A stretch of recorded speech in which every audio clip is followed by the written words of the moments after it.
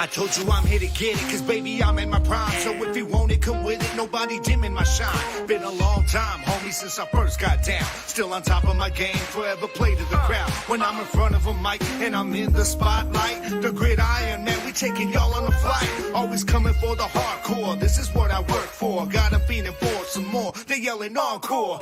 Verbally, I'm bringing heat to the streets. The flames spitter, my squad, nothing but winners, and you'll never see a quitter. Cause adversity is part of the plan. Just as sure as you go, always bob your head to the jam. So turn your volume up, you can see me up on your screen. Kicking knowledge like you need it, y'all some football fiends. Bringing heat at 100, we the realest around. Welcome to the Gridiron, baby, it's going down now.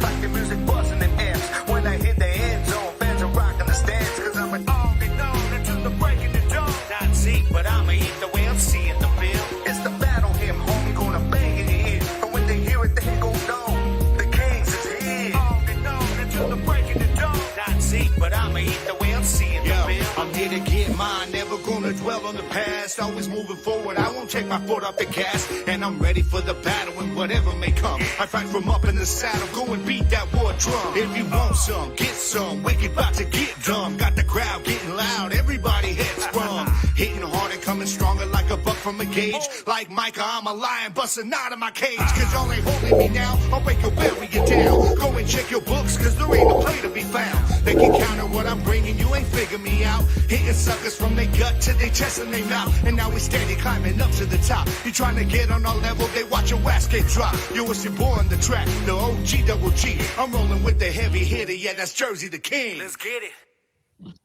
Yes, sir. We're back.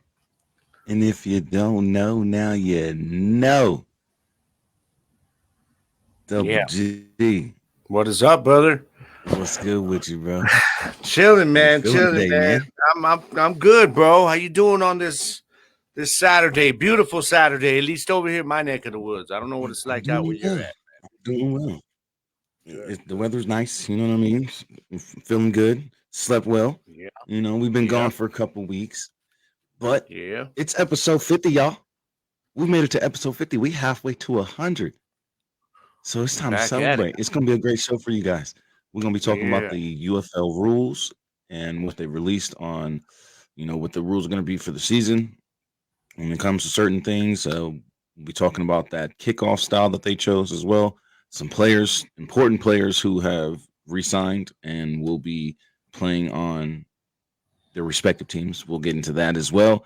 We got some Super Bowl recap, and we're going to do a little bit of, going to talk about some of those coaching changes, specifically my man Zimmer coming back to the Cowboys after 18 years.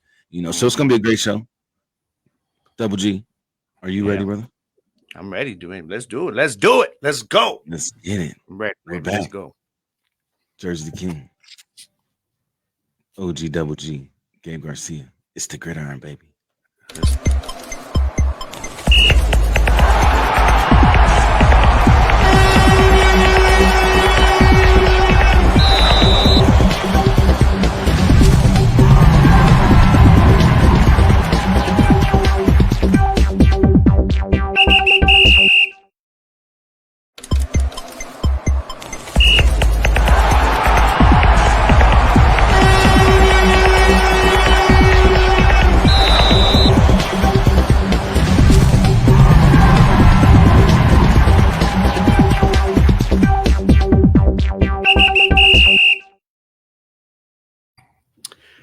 What is the intro?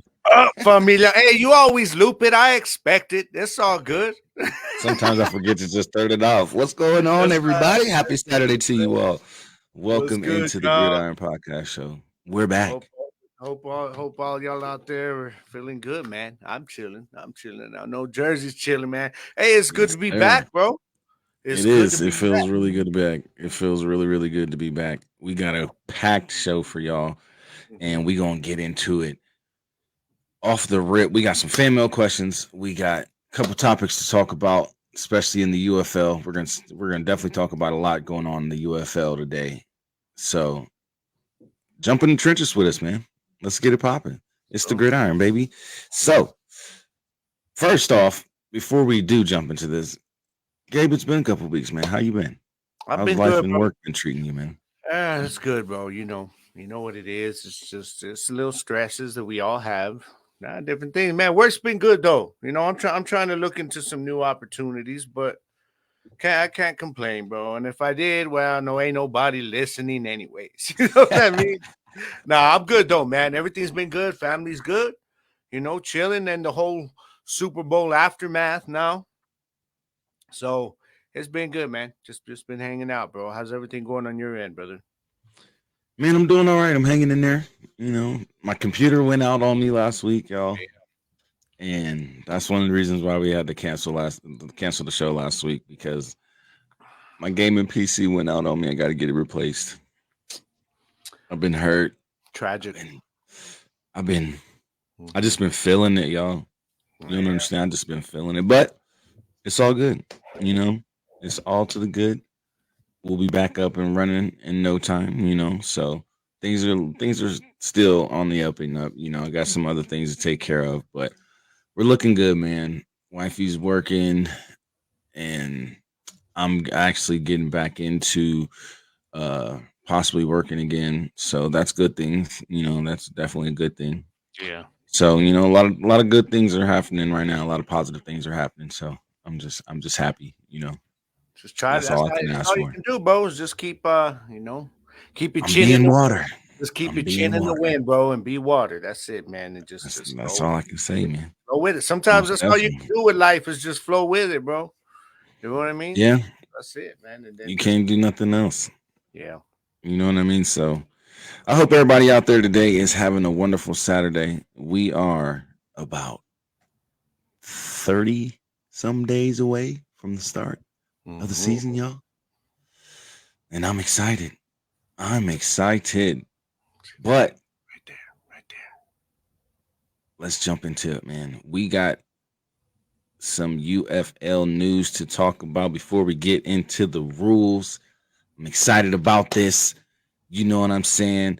Because even though I'm gonna talk my shit real quick, just to let y'all know. Even though I'm not a St. Louis Battle Duck, you know what I mean? I'm not a fan of the Battle Ducks. I do rock with my boy AJ. You know what I mean? And I'm happy to say that AJ McCarron is coming back, y'all. He's coming back. That's big.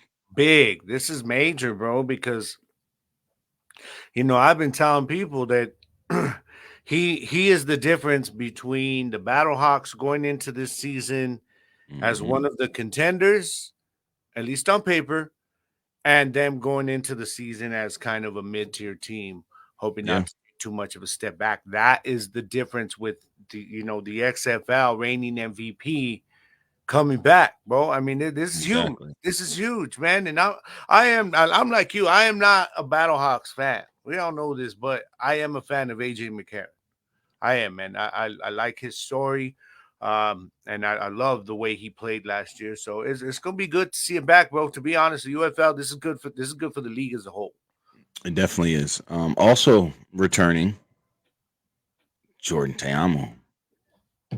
This is big for DC. That is another big huge one for DC. Yeah, because now DC knows that they have a quarterback. Look at that gear. We got some new gear, y'all.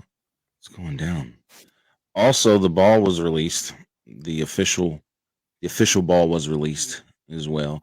But back to Teamo, I think this is really huge for DC, and it puts them on the same level, never mind, I can't say same. Let me take that back. It puts them on a similar level than, you know, the team that they had last year. Let me stop. Yeah. DC is going to go in as one of the contenders. You know, I'm looking at 4 teams probably right now just to start the league, but this is big for DC.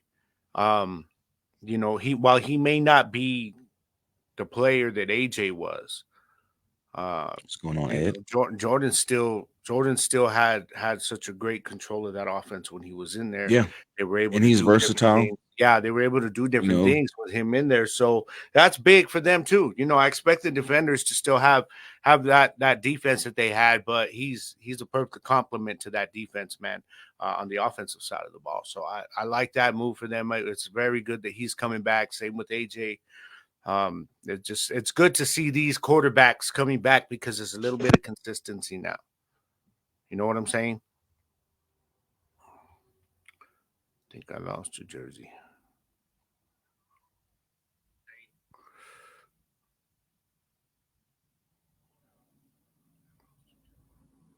Where you at, Jersey? There you are. My bad.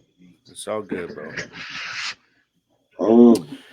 Yeah, and John, I did see that they opened up the 400 section because of McCarron, and that's something that I'm not surprised at, to be honest, because this now it's even more. I mean, St. Louis fans already excited, about the UFL season, but AJ coming back, it's just pumped that excitement up even more, and that's gonna sell more tickets. I mean, let's just be honest. It's going to sell more tickets. I don't know where Jersey went, guys. So now, what kind of impact, though? Ed, John, what kind of impact do you guys think this has on the team? I mean, it's obvious from on the field, but I mean, the leader that he was, like, what kind of impact do you think it's bringing to the locker room now? You know what I mean? I think this is something we all saw coming anyways, because was that I don't remember guy's name. I wish I had it in front of me. The quarterback that they released. What was it, earlier in the week? And I said, Battlehawks releasing a quarterback. Now I get it. This was the time, the week when teams were cutting down, the roster, but it turned into like something where I'm looking at this and I'm thinking, wait a minute, quarterback is one of those positions that it's so valued. Okay, it's so important that you don't, especially depth, you don't just start releasing quarterbacks simply because you're trying to make, a certain roster point. And so that one, first of all, got me. I'm like, okay, they're releasing the quarterback. And I'm like, oh, wait a minute. This tells me something. So sure enough, what was it? 24 hours later, and just as I expected, the team releases, Cincinnati, releases AJ McCarron, and McCarron immediately, within a day or two, re-signs with St. Louis. I think this is something that, first of all, much respect to the Bengals for granting him the release as he requested it. And this gives him another opportunity to come in and be the face of a league. You know what I mean? John says, I was not really worried because we are run heavy. Any quarterback could get a 3-week warm-up, but his leadership makes us a contender in week 1. Absolutely. Yeah. And I mean, the thing is, any quarterback thing, can get a 3-week warm-up, but that doesn't mean after 3-4 weeks that they're going to produce at the level he did, that they're going to have the handle of the offense the way he did, that they're going to be able to play at the level that he did. So this is big, you might end up going through 2-3 quarterbacks. Look what happened with my Arlington Renegades last year. Sloter and Drew Plitt, trash. I'm sorry, trash. I was yelling it all damn season. I'm like, get us a new quarterback. And then you finally bring in a guy that was able to do everything they needed to do. So that's what AJ does. You got that with AJ. You don't want to have to worry about going through different quarterbacks until you figure out that you got something good. You know what I mean? So it was good. It was a good move for them. What's up, B? How you doing out there? Thank you for joining us today. I think my partner, Jersey, is having some issues over on his end, y'all. So it's still looking like he's kind of, I see you choppy. How's he coming on your guys' end? All right. Well, so John says, I agree. He says, what do you think about the huge turnovers going on with the Browns? I don't know. They're a team that a lot of people are looking at, and there's so many new things with them, so many changes being made, man. It's just crazy. It's crazy. A lot of the stuff that's been going on with them because we don't even know what this team's going to be like. Jersey, you back? I don't hear you, bro. I got you visually. I got you, but I don't hear you. Ah, there you are. Are we good now? Yeah, we're good. I can hear you now, dog. Right. Was it your mic? All right, we had to switch up. Was it the mic? I don't know what happened. Some shit fell, and then everything went out. So we gotta get that figured out later. But all right, guys, sorry about that. No, I definitely I don't know what the whole Brahmas dropping 15 guys was all about, but to me that just shows that Wade knows what he wants for this team, and it may be a different direction than what people are thinking. You know what I mean? Or what people are wanting or hoping for, because he knows he has to take this role as a head coach, you know, coming from Houston. He has to now take this role as a head coach with a different approach because it's not the same team. Yeah. Exactly. You know what I mean? Yeah. So he might have gotten rid of 15 guys because those 15 guys aren't going to fit what he's trying to do with this team. And that's take it from, you know, a subpar team last year to a winning team this year. Let's call it what it is, bro. They were a bad team last year. They were bad. They were bad. You know what I mean? Let's not sugarcoat it, my friend. They were a bad team last year. And I mean, so this is why it doesn't surprise me that there's so many big roster changes on this squad, especially with Wade coming over. Mm-hmm. I just don't know what to expect from this team, because you get a bunch of new guys like this now. It's going to take some time to build something up here. You know, the chemistry where you're going up against teams in the XFL conference who have kind of, for the most part, stuck together. And but they were all good teams already last year. So the Brahmas, that's where they're trying to get. And who knows, maybe they could be a surprise team this year. I just don't know how long it's going to take for all these new roster changes for them to finally hit. You know what I mean? To click. Yeah. But Wade's a good coach. So, I mean, if anybody can get it done, it's going to be him. I think he's got to start with that defense, though. But, yeah, it's going to be interesting, man. It's going to be interesting. They had half the team on IR. Their O-line really suffered, and it showed. Yeah. Even so, man, I mean, their defense struggled a lot. They were very inconsistent. Gone? What's going on, Elizabeth? Welcome in. Is Jack gone? Was Jack Cohn? Excuse me. Was Jack Cohn one of the players that was released? No idea. If that's so, then what I was saying about Quentin Dormady more than likely being the starter for San Antonio, is going to come to pass. Mm-hmm. Well, thank you for confirming that. Thank you, guys. That's awesome news. Yeah. Jack Cohn was released. Okay. What's going on, A-Train? Welcome in, brother. What's up, A-Train? Still, that's awesome news for Quentin Dormady. And possibly that offense that Wade wants is going to come from Dormady. Releasing Cohn is big. That's really big. Releasing Cohn is big. That means Wade wants a dual threat quarterback. Because let's be honest, Jack Cohn wasn't that dual threat quarterback. Quentin Dormady's a dual threat quarterback. Quentin Dormady can move, and Quentin Dormady can throw that ball. So at the end of the day, this goes back to what I was saying a little bit ago. Wade wants something different for this team. Now, we got to wonder, though, man, like, is he going to do what he was doing? See, remember we talked about it, how some of these spring teams, especially in the XFL last year, they used the whole dual quarterback thing, system. And it's something that I hate it. I can't stand it, but it is what it is. I understand why some of the teams do it. But I got to wonder if Wade's going to roll with Dormady full time, kind of like, what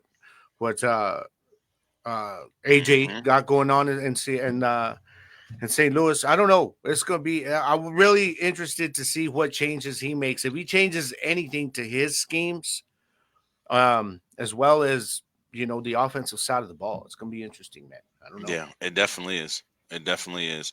Um, I think that's a big quarterback move for the Brahmas. I think it's going to be huge for them. I think that's going to take their offense to a different level next season or this upcoming season, and I think it's going to actually work out in their favor to get them into the playoffs this season. I really do. I agree. I agree with what Arlington says right here. Dormandy does have a better arm than Cohen to me as well, and I Mhm. think that's going to be a big factor getting the ball downfield, making certain throws. I also think with them acquiring, I believe they have Cody Lattimore, who was on the Guardians last year, who Quentin Dormady was teammates with. And if that's the case, like John said here, the chemistry is already there. So if you already have that chemistry with your tight end, and we know how much QBs love their tight ends nowadays, Mhm. Mhm. it just goes to show what they're trying to do. And then you bring in Jordan Ta'amu back for DC. You know what I mean? Especially after them possibly not having Lucky Jackson. We'll see how that plays out. You know what I mean? Hopefully Mike Joseph comes back for them on defense at the defensive backs position, because that was key for them last year on that defense. He was huge. Mike Joseph is huge. And if he's does not come back, that's a big loss for DC. But now St. Louis is in the driver's seat when it comes to the XFL conference, in my opinion. I feel St. Louis is in the driver's seat Mhm. as far as making a run I'm for the playoffs. I'm still not sure about their run game. I think that could be a big issue there, especially when you're going up against a defense like what the defenders had last year. True. Um, You're absolutely right. I do think though that AJ makes all the difference from putting them as that top tier. I think the defenders could be a problem for them. Or to be honest, my Renegades, I'm looking forward to big things from the Renegades, but it's going to be interesting to see if what we saw in the postseason from them carries over now. You know what I mean? And I Mhm. think Stoops will have them ready, but I mean, I can't disagree with you that St. Louis is up there. I might be inclined to maybe in the XFL conference put Washington over them. I put DC over them, maybe, but I do not disagree with you about them at least being up there because AJ makes all the difference for them in that situation. And I believe, in all honesty, the the two the two best quarterbacks in the XFL conference right now are Luis Yeah, and AJ. yeah, So you got the defending champs having one of the best quarterbacks. You have the Battlehawks having one of the best quarterbacks. And then you throw Tamu in there as well as and who else? Brandon Silvers just got signed to, what was it? I saw this last night. Damn it, who did Brandon Silvers get signed to? I believe it was, yep, the Battlehawks. yeah. I was just gonna say, I just pulled it up. It's Battlehawks. That's current. So Yeah, so you got to imagine they're trying to stack up at the quarterback position as well. yeah, yeah, they are.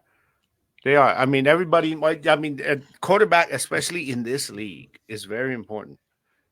This new coming league in spring football, because of the fact what we've talked about the dual quarterback thing, man. Like sometimes Hmm.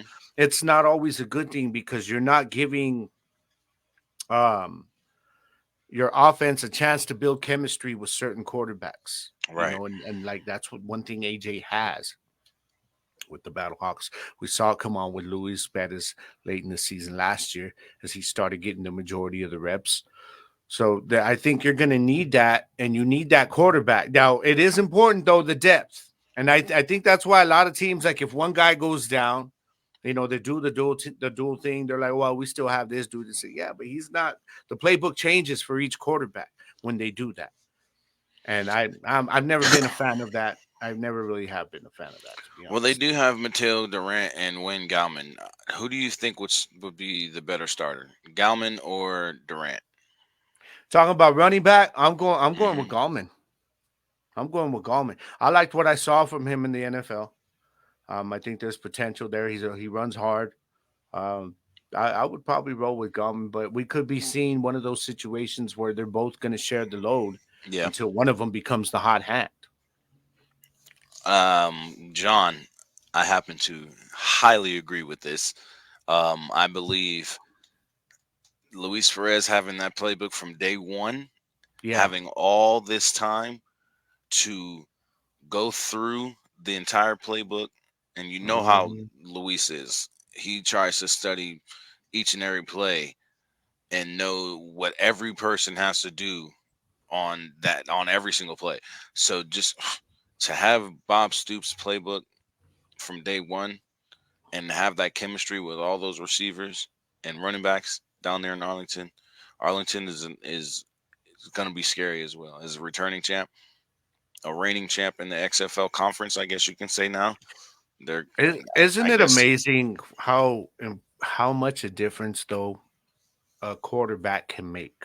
Because you saw this team and how much they were struggling. Yeah, they were playing in low-scoring games because their defense was keeping them in ball games. You know, they were just tiring out, couldn't do enough on offense. And it's crazy to see once Bettis came in, man, in a few weeks starting, and he started getting better and he started getting a hold of it. It shows you the importance of what a competent quarterback with what your offensive scheme is calling for can do, because he turned this team into a last place team, put them into first place by the end of the season, and now everybody's sleeping on him again. I'm like, go ahead, please. Keep sleeping on my Renegades, baby. Y'all was sleeping on them last year, too. You know you were, all of you in the comments. Playoffs started, you're like, this team don't belong here. And all I said was, what I say, Jersey, last year? All you got to do is get in. My boys got in. All y'all was sleeping on my boys. I was one of them people. I took a nap on them. I took a whole nap on them. You're like, what the hell they doing here, man? Get this squad out of here. They ain't supposed to be here, but hey, you know. And I called Houston to win, and I had to eat my words. So, you know. You know what's funny too, man, is a lot of people, you know, and I get it. We're like, oh, it's not fair to St. Louis because of the way the playoff system was set up. Well, the problem for St. Louis fans was that the Renegades won the championship. So for anybody to say they didn't deserve to be there, it's like, okay, well, they got it done though. So exactly. I'm just saying, man, hey, please, y'all keep sleeping on my Renegades so that they can give y'all a rude awakening once again. Once again. John says, seeing what they did to us week 9 woke my ass up. Hey, they played their ass off. That was a great game, man. That was a great game. I remember that game. And that was dope. I can't even lie. I'm just excited to see what these two conferences do. Now, technically, we know Houston has the Gamblers roster with the Roughnecks name.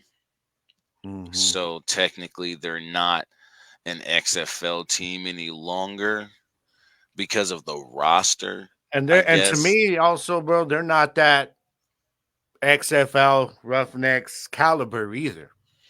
That was a whole different beast, bro. That Roughnecks squad last year was legit. They were legit. And then we saw what the Gamblers were, and they were not legit. So it's at all. It's gonna be interesting to see. It's definitely gonna be interesting to see.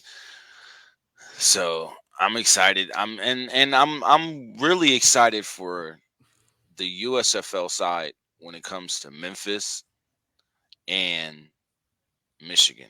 Yeah, Memphis intrigues me. Memphis intrigues me a lot more. Really intrigues me. But I'm just interested to see what Michigan does to pick up from where they were last year, because at the end of the season last year, they were coming on. They were making a push for the playoffs, and they were doing really good, playing well. I'm interested to see with the changes that they've made, the players that they've added, the roster that they have now, what they're going to do. You know what I mean? Yeah. That's really what I'm interested in most when it comes to the Michigan team. Yeah, and I mean, I'm just Memphis, bro.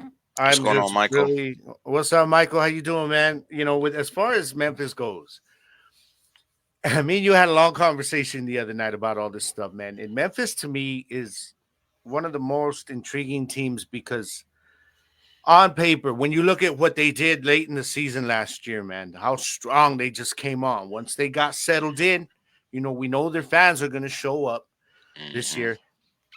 But what they did was they just added even more. It wasn't like they lost like a lot of key pieces. You know, they Right. basically plugged in a lot of gaps that they needed. So this is a team that, to me, while I'm not ready to put them up there yet, they're definitely the high team on my radar. You know, they're the ones that I'm looking at and like saying, okay, this is a team that could be a problem if what we're expecting from what we've seen on paper. I mean, Stallions, you better watch that ass because these dudes, y'all too busy talking about the XFL teams. You need to look into your own conference because you may have a problem if Memphis becomes what we are all maybe afraid that they might become, to be honest. Exactly. Not even gonna lie. I think they're gonna be that competition in the USFL that defense. conference. I was loving watching that defense last year, man. That second half of the thing. Ed says you need to come Still, man, tailgate with him. if I can get out there, that's gonna be tough, but I'll see if I can get out there. It's a little trip for me from here in the Southwest, so we'll see. We'll see, though. I would love to, though, man. I would love to. What's going on, Brett? Welcome in. Memphis made a lot of cross league moves with XFL players, and that's going to put Memphis over the edge. I think that's going to actually put them over the hump and get them to where they really want to be. I wouldn't say number 2, John. I definitely wouldn't say number 2. Of course, we know you're a Philadelphia Birmingham Stallion Eagle fan. I don't know, Brett. We don't even know what to call the Birmingham. The Philadelphia Stallions, man. That's what I'm calling. I'm calling their fan base the Philadelphia Stallion fan base. Because y'all be acting like Eagles fans. Not all of you. Okay, for most. But of a you. good 90. There's a good 97.999. Like, man, if you ask Stallions, if you ask some of the Stallions fans I see on social media, man, they're just like, why don't y'all just give us the trophy now? And they're not doing that to trash talk. They literally believe that they should just give them the trophy now because we're sweeping the whole damn season.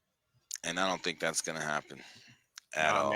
Memphis could be a problem there. And you never know, man. You never know who else, who else of these teams is going to come up. Like you talked about Michigan. Michigan's one team. I do think, though, that there is going to be one bad team in each conference. And it may not be that they're a bad team, but there's going to be at least a team in each conference that has a bad record, I guess, at minimum. Yeah. But I don't think it's going to be too bad. I think the lowest we'll see is maybe 1 or 2 games under 500. We'll see him go like 4-6. Yeah. You know what I mean? But honestly, I think Birmingham is going to get shot. John. Have a safe trip, John. Have a good one, John. Be safe, brother. Thank you for stopping by and checking us out. Appreciate you. I think Birmingham's in for a wake-up call this year.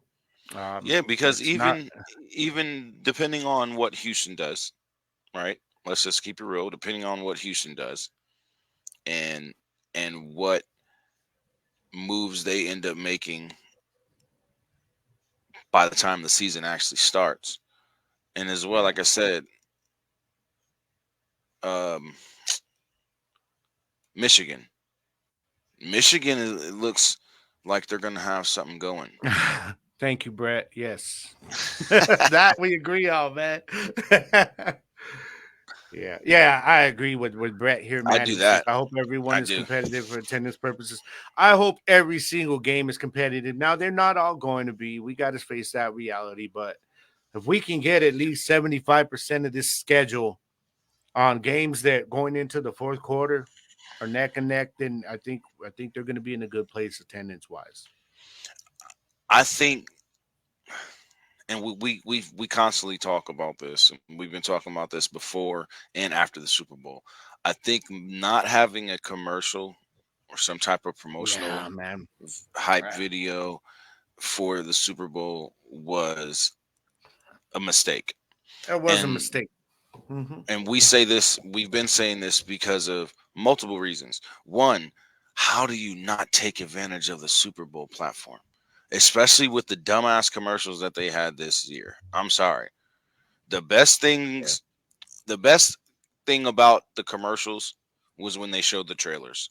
Yeah, When they showed the I movie agree. trailers. I'm sorry. Majority, if not every single one, except maybe one Super Bowl commercial this year was actually good. Yeah, One out of all those Super Bowl commercials. Those commercials sucked. they Those did. commercials were They did. horrible. They did. And if you don't take advantage of that open slot, hey, throw this stupid commercial that you got here out, and why don't you throw in this promotional video for the Yeah, UFL? and As a you matter know, of fact, give us 5-6 slots. well, I don't know if their budget would want to do that. I mean, we're looking at like $77 million for a 30-second spot for the Super Bowl this year. I'm thinking at 30 least million, one, $7 million at least one. for one. If you get So one how much would during that how much would it second be quarter for 15 seconds then? for a 15-second spot, well, I Half don't the know. price, Yeah, 3.5. So why not pay 10.5 mil to get you a 30-second slot and a 15-second slot, yeah. and then pay a My good my 21 my mil? issue with this is who the hell. I mean, you got Fox money there, man. Fox Sports money. All Then right, wipe their I ass know with their 21 marketing. million. I understand their marketing only has, when you're going into a merger like this, there's a limited budget. But if you ask me, this should have been an exception because of the amount of eyes that you have watching. You're trying to get the casual football fan on board. That's what the UFL needs. They've got the hardcores like us, like all of us, right? But what you need, if they're going to grow and succeed, is the casual football fan eyes, viewership, and money. Exactly. The casual football world and not even and people who ain't even football fans were watching the Super Bowl. You know what I mean? You know If you're how gonna many throw down Swifties? $7 million for maybe 2 15-second spots, to me, that's money well spent. Because Mhm. because marketing and advertising is all about reach. How many eyes is this getting to? But You know what I'm that's what I saying? was saying. Make 2 videos. Make a 30-second hype video that promotes all 8 teams. Mm-hmm. Make a 15-second hype video that promotes the entire league. I You could know have what I seen. mean? I could have seen it now. Some video where it's starting with the commentary and it's talking about the USFL champion Stallions and it's showing the Stallions and then it says XFL champions Luis Perez comes in it and then you see the logos for the other teams pop up, something like Mhm. that, and then it says boom, real big ass letters. You just ended with March 30th, week 1. And in between, the spring football has never been the same. All that shit that they've been saying to promoting it. You know what I mean? Yeah, Spring football has been changed forever. Whatever. Tune in to the UFL March 30th. Champion versus champion. You know what I mean? Reigning champion versus yeah, reigning champion of each league. You know what and I mean? Or each conference. And to be honest, on to what Brett's saying here, he says, everyone asked me, and I told them a month before there would not be a Super Bowl commercial this year. Too expensive, but they tore it up during the playoffs. But if you ask me, I'm taking the Super Bowl over the playoffs. If I'm in marketing, I'm like, you know what? No, we're going to throw that money into the Super Bowl because in the playoffs for the NFL, most of what you're seeing is the hardcore NFL fans. We're Yep. watching everybody. The casual eyes are the ones you want. And that was when the Super Bowl comes into play. I mean, plus, how many countries is the Super Bowl being played in now? I mean, aired in. You know what I'm saying? It's available everywhere now. So how they did not choose to take advantage of this instead of the playoffs, if those were the only 2 options, I'm going all in on the Super Bowl, dog. You know what I mean? But There's but just too that's the much thing, Brett. opportunity to be missed. If you ain't have to spend no money on the Fox advertisements, And you got that money to spend when you somewhere. have that money to spend on the Super Bowl advertisement, Yeah.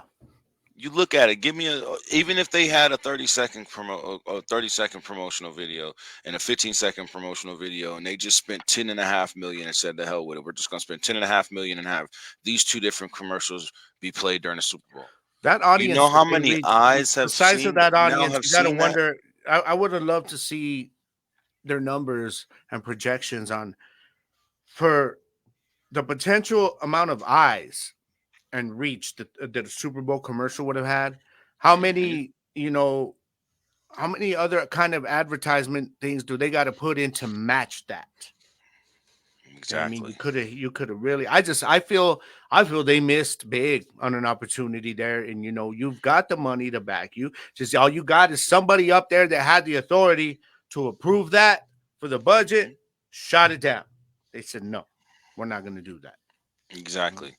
And that was stupid to me because just imagine how many worldwide eyes would have seen the UFL. Mm-hmm. And then how many worldwide eyes would be like, hey, let's check this out. Especially if the hype video would have been super dope. You know what I mean? Yeah. Where it comes in and it's just action packed video, big hits. You know what I mean? The double, what's that? The double pass play where you can, you know what I mean? Yeah. Yeah. Different Yeah. things The like double that. pass play. Yeah. Just hype it up and just show the different teams that are in the league right now. Boom. People would be like, okay, spring football. Okay, cool. Let's check this out now. Keep hearing all about it. Been seeing it throughout the playoffs.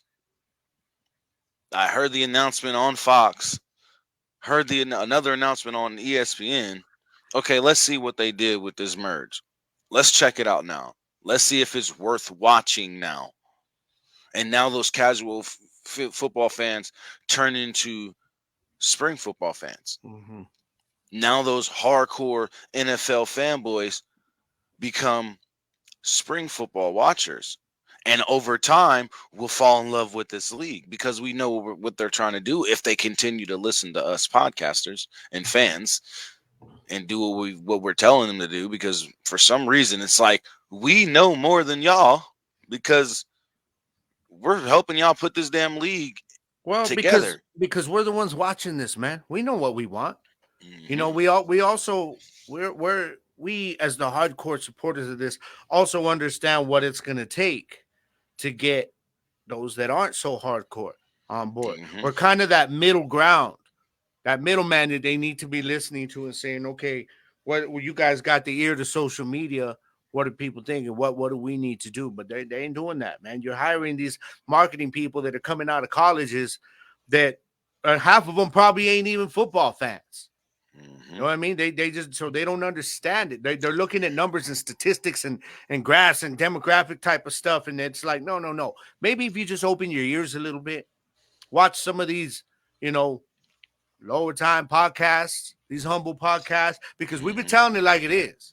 We're not going to be those guys like those Fox analysts, podcasters who they kind of oversee that are going to say what they want them to say. They're not getting Right. the real temperature of the average football fan like we have.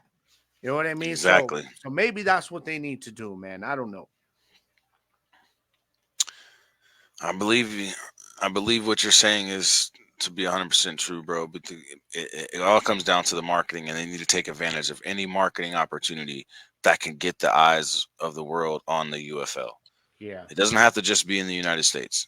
It could be the world, because you imagine how many football fans there are around the world, not just the country. How many football fans are around the world? Every time they go to London and have a London game, Mm-hmm.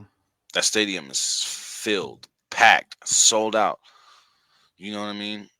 Oh, so you get support from the 210 military. Brahmasita. What's What's up, going on? Jackie? How you doing, girl? Horns forward in the building. Welcome in. The lady Brahma up in the house today. Yes, sir. What is But up? like I said, it's just gonna come down to marketing, and we'll see if they do take advantage of some of these marketing slots that they'll have. You know what I mean? I gotta Especially wonder. during You know what? March. A good time. Well, a good time to do it is going to be during March Madness. March Madness. That's a good time. That's a Missing perfect football. time. Missing football. Mhm. Check out the UFL Yeah. launching March 30th, right at the end of March Madness. Come on now, perfect time. I love March Madness, bro. To be Perfect honest, time. this is my favorite sporting event of the year, above Perfect everything. time. Is March Madness. So Now, y'all, what we've been waiting to talk about, the UFL rules have been released, and some will agree with some of them, some will not. But overall, I'm satisfied. All right. Now, as y'all see, first and foremost, they went ahead and kept the point after touchdown rules of the XFL. Excuse me, of the XFL. You know, 2 point try from the 1, 5 point try from the, or excuse me, 1 point try from the 2, 2 point try from the 5, 3 point try from the 10. So I'm happy that they didn't take this out. I would have been really, really disappointed. Or even if they altered it and added the extra point kick. And we're done seeing that. We're tired of seeing the extra point kick. We see it too much in the NFL. That's just my opinion. But I'm happy that they kept this rule. What about you, Gabe? I am. I've always been one to. I still think the option for the kick needs to be there. I mean, it doesn't mean that That it would doesn't be mean that good. it doesn't mean that anybody's going to use it, but I think it should at least be an option. 15-yard line, Yeah. you could kick for the 1 point, but it is what it is. I mean, maybe they just figure why do it? Nobody's going to do it. You never know. I mean, what happens if a team is down 1 point and they're trying to go to overtime, man, and they're like, you know what, we feel better doing the kick. Instead You know what of I mean? And trying from it could the come down to 2 yard that. line. Yeah, let's just look at this too, guys. Is that this is the rules for the UFL's inaugural season. I do expect there to be tweaks at the end of the first season. What's going on, Brian? I expect there to be some changes to some of these rules at the end of the season. They're going to see how it works, what they need to change in the off season. So yes, Jackie, thank you. I am with you on that, and I think the whole spring football fan, empire, all of us are with you on that. That's the one complaint everybody's had is the kickoff. Yeah, the kickoff, and for them to say, "Oh, we're gonna utilize the traditional kickoff style, but we're just gonna monitor safety a lot more." What the hell are you? Come on, man. What do you mean? You're gonna monitor the safe? You should have just went with the more safe kickoff style. Man, this is just Daryl Johnson like refusing to budge on this. Like he loves the way the USFL does it. He loves the way the USFL did it, and he refuses to even budge from it. I mean, no matter how much the fans are saying the XFL's version was more exciting, it's still safer, and then you got a 50-50 chance to break one or to get a good stop. And he's like, no, I don't care what y'all say. I'm not changing this. Hopefully they will next season. But man, come on now. Stop, DJ, stop. What's going on, Brian? Welcome in, brother. Jackie says they can't even do this in the NFL, but okay, we will monitor. Exactly. Right? What are you going to monitor? You can't monitor what happens on the field. Doesn't even tell him something that even the NFL is considering looking at the XFL's version of the kickoff. And then what's gonna trip me out is if next season, or this upcoming season in the NFL, they adopt it and use it. Then next season he's like, oh well, we're gonna switch to the XFL style kickoff because the NFL is using it. Like, I really see. Then it starts to look like they're just trying to he's trying to be the NFL, and that's one thing Daryl Johnson has to be careful of. That's one thing I'm afraid of with him because he's very pro NFL. He's very pro professionalism, the way they do everything. Oh, and I'm like, man, you need to realize NFL. This ain't the NFL, DJ. Like, man, you guys got to have some things your own way. Exactly. That's what made the XFL so unique. And back in 2001, I agree.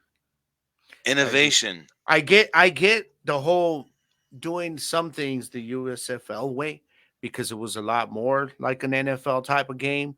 But at the same time, you need to find that balance for what made the XFL so exciting and mesh that with what was the best of the USFL. And I mean, the kickoff was the one that I think a lot of us were disappointed because we thought it was a no-brainer, right? Before they announced it, we're like, oh, they got to keep the XFL kickoff.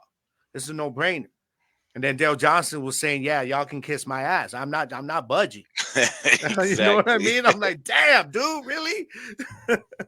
And Jackie, I think I agree with this too. She says the only thing I can think of as far as reasoning is combined leagues and trying to get more people interested without changing the rules too much. And I get that. I get that, but I also agree that they will eventually adopt it back because Yeah. they're not going to have no choice. The fans want that. The players, I bet the USFL players actually wanted that kickoff style. I wouldn't doubt it. I You know what wouldn't I doubt mean? it. Because you got to imagine you can't move until the receiver catches the ball. You're lined Yeah. up 5 yards apart from the other team, so it's instant contact. You know what I'm Mhm. saying? And on top of that, if you kick the ball into the end zone, they get the ball at the 35. You don't want that. So the kickers are trying to kick them the ball to give them a chance to return the ball. That's what we want in football. We Yeah. used to get it all the time in the NFL, Yeah. and now all we ever see is kickoffs in the end zone, touchbacks, touchbacks, touchbacks, touchbacks. So Hmm. yeah, it gets boring. It takes away the special teams return player. It completely takes them out of the game. They're standing back there just to watch the ball go over their head. But when you utilize this XFL style kickoff, they're guaranteed to get a return, guaranteed, and that's way more You exciting. know, and the thing is too, like they're doing the USFL version of it where they get it at the 25-yard line. And Hmm. while we're talking about the rules, one of the biggest issues I have is the punt. You know, that if you kick it out of bounds, don't matter where you kick it, they're getting the ball at the 25. I don't like this because you're taking effectiveness away from a precise punter. When teams can use an actual punter as a weapon, is in situations where they have an opportunity to back a team up. You know what I mean? How many times do we love it, bro, as football fans, when you're in a tight game or something and your squad, you punt the ball, as Cowboys fans, how many times we love it when you see Brian Anger, Punt they it and let it pin roll them. and it rolls out at the 2-yard line, Yep, and punt it you're and like, pin yeah. them. And now what would happen in the NFL if all of a sudden they said, okay, you get the ball at the 25? It's not a touchback. Come on now.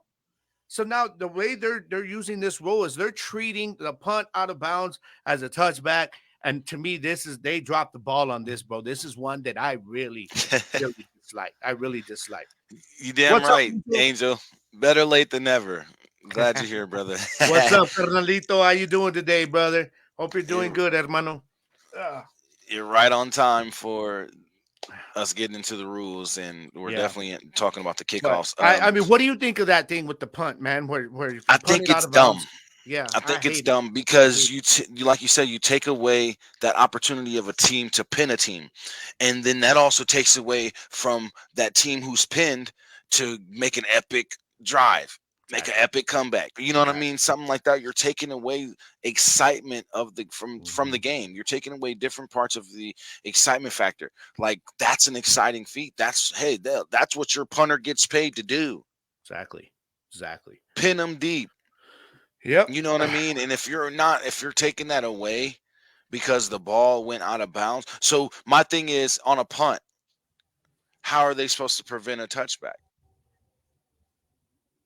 You get what I'm saying? How are they supposed to Mhm. prevent a touchback on a punt if you can't let the ball go out of bounds? Yeah, and if So you got a booming punt, that goes too far and your guys can't get down there in time to keep it from bouncing out of bounds or into the end into the zone, end zone. it's basically then the return man can be there at the 5-yard line. I ain't fair catching this. I'm just gonna let it Hmm. bounce. Or And just let it if it's bounce. going towards the sideline, I'm gonna let it go out of bounds.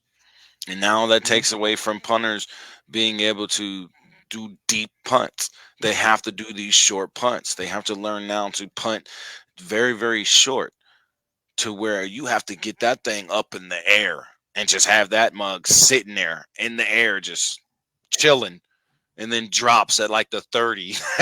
Yeah. You know what I mean? And it takes, like I said, it takes some of the excitement out of the game because that's one thing that is helpful to teams when it comes to holding on to a close game or a close lead in the game, and you're able to pin an opponent deep in their own territory, and now they have to work their ass off and pull out an epic drive just to make it back down the field to either try and tie it with a field goal or win it with a damn touchdown. Now you Hmm. take that away, and I think that's stupid. But even this a kickoff out of bounds will give possession to the receiving team 30 yards from the spot of the kickoff, or at that spot where the ball went out of bounds. 30 yards from the spot of the kickoff? What? This is new to me. Because are we saying that it's 30 yards back? Like, you know what I mean?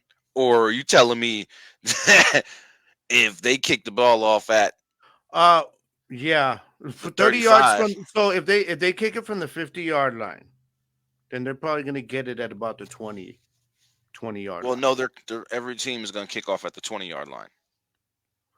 So if you're going 30 yards, You're meaning to 50 tell me yards. they're going to get it at midfield if the ball goes out of bounds? Hey. I don't know, man. I Okay. need some clarity on that. Yeah, I need a I little definitely clarity do. on that. I need some I clarity definitely on do. that because it's a little bit. I don't know. Yeah, I confusing. need to get a little You know, more. and another thing that we're seeing too that they're not clear on is that I'm seeing that one thing that their rule book has not mentioned on punt returns or on kickoffs is there a halo rule with your Mhm. returner? They're not, from what I'm reading, there's nothing in their playbook that's mentioning that right now, anything of a halo. As Mm. far as giving, for those of you, I mean, most of you do know, but those that don't, the terminology halo is when you cannot get within a certain amount of your room. You got to give the receiver room to catch the ball, basically.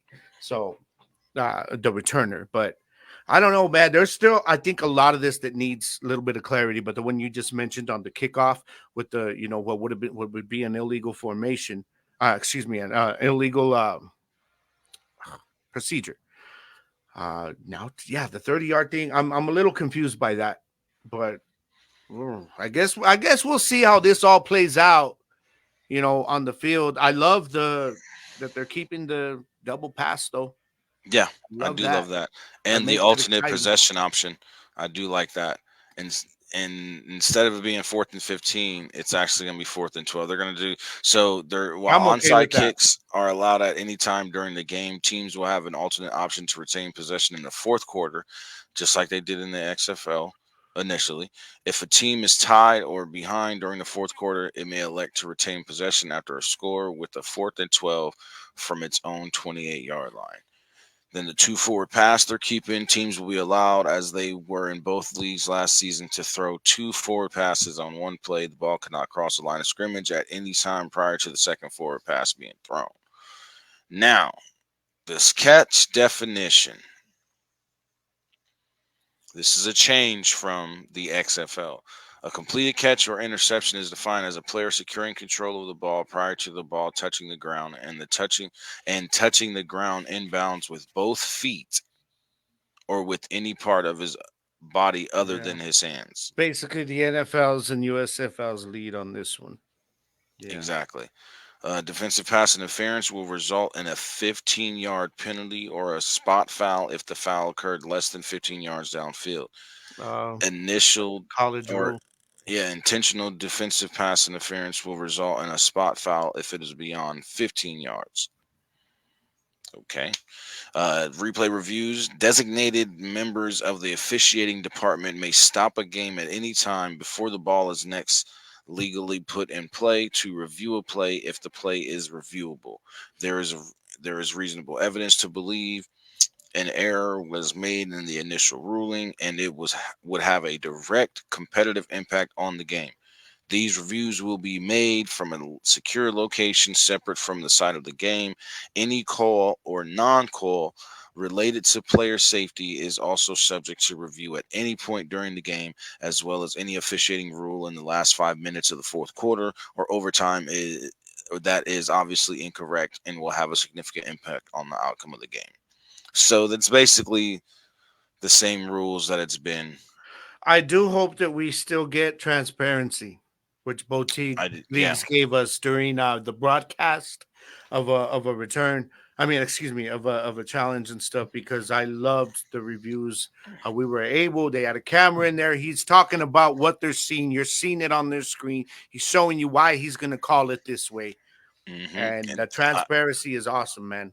I I hope love we it. do get that ref transparency as well, where the refs are mic'd up the whole game. Yeah, I think that's one thing that they need to keep.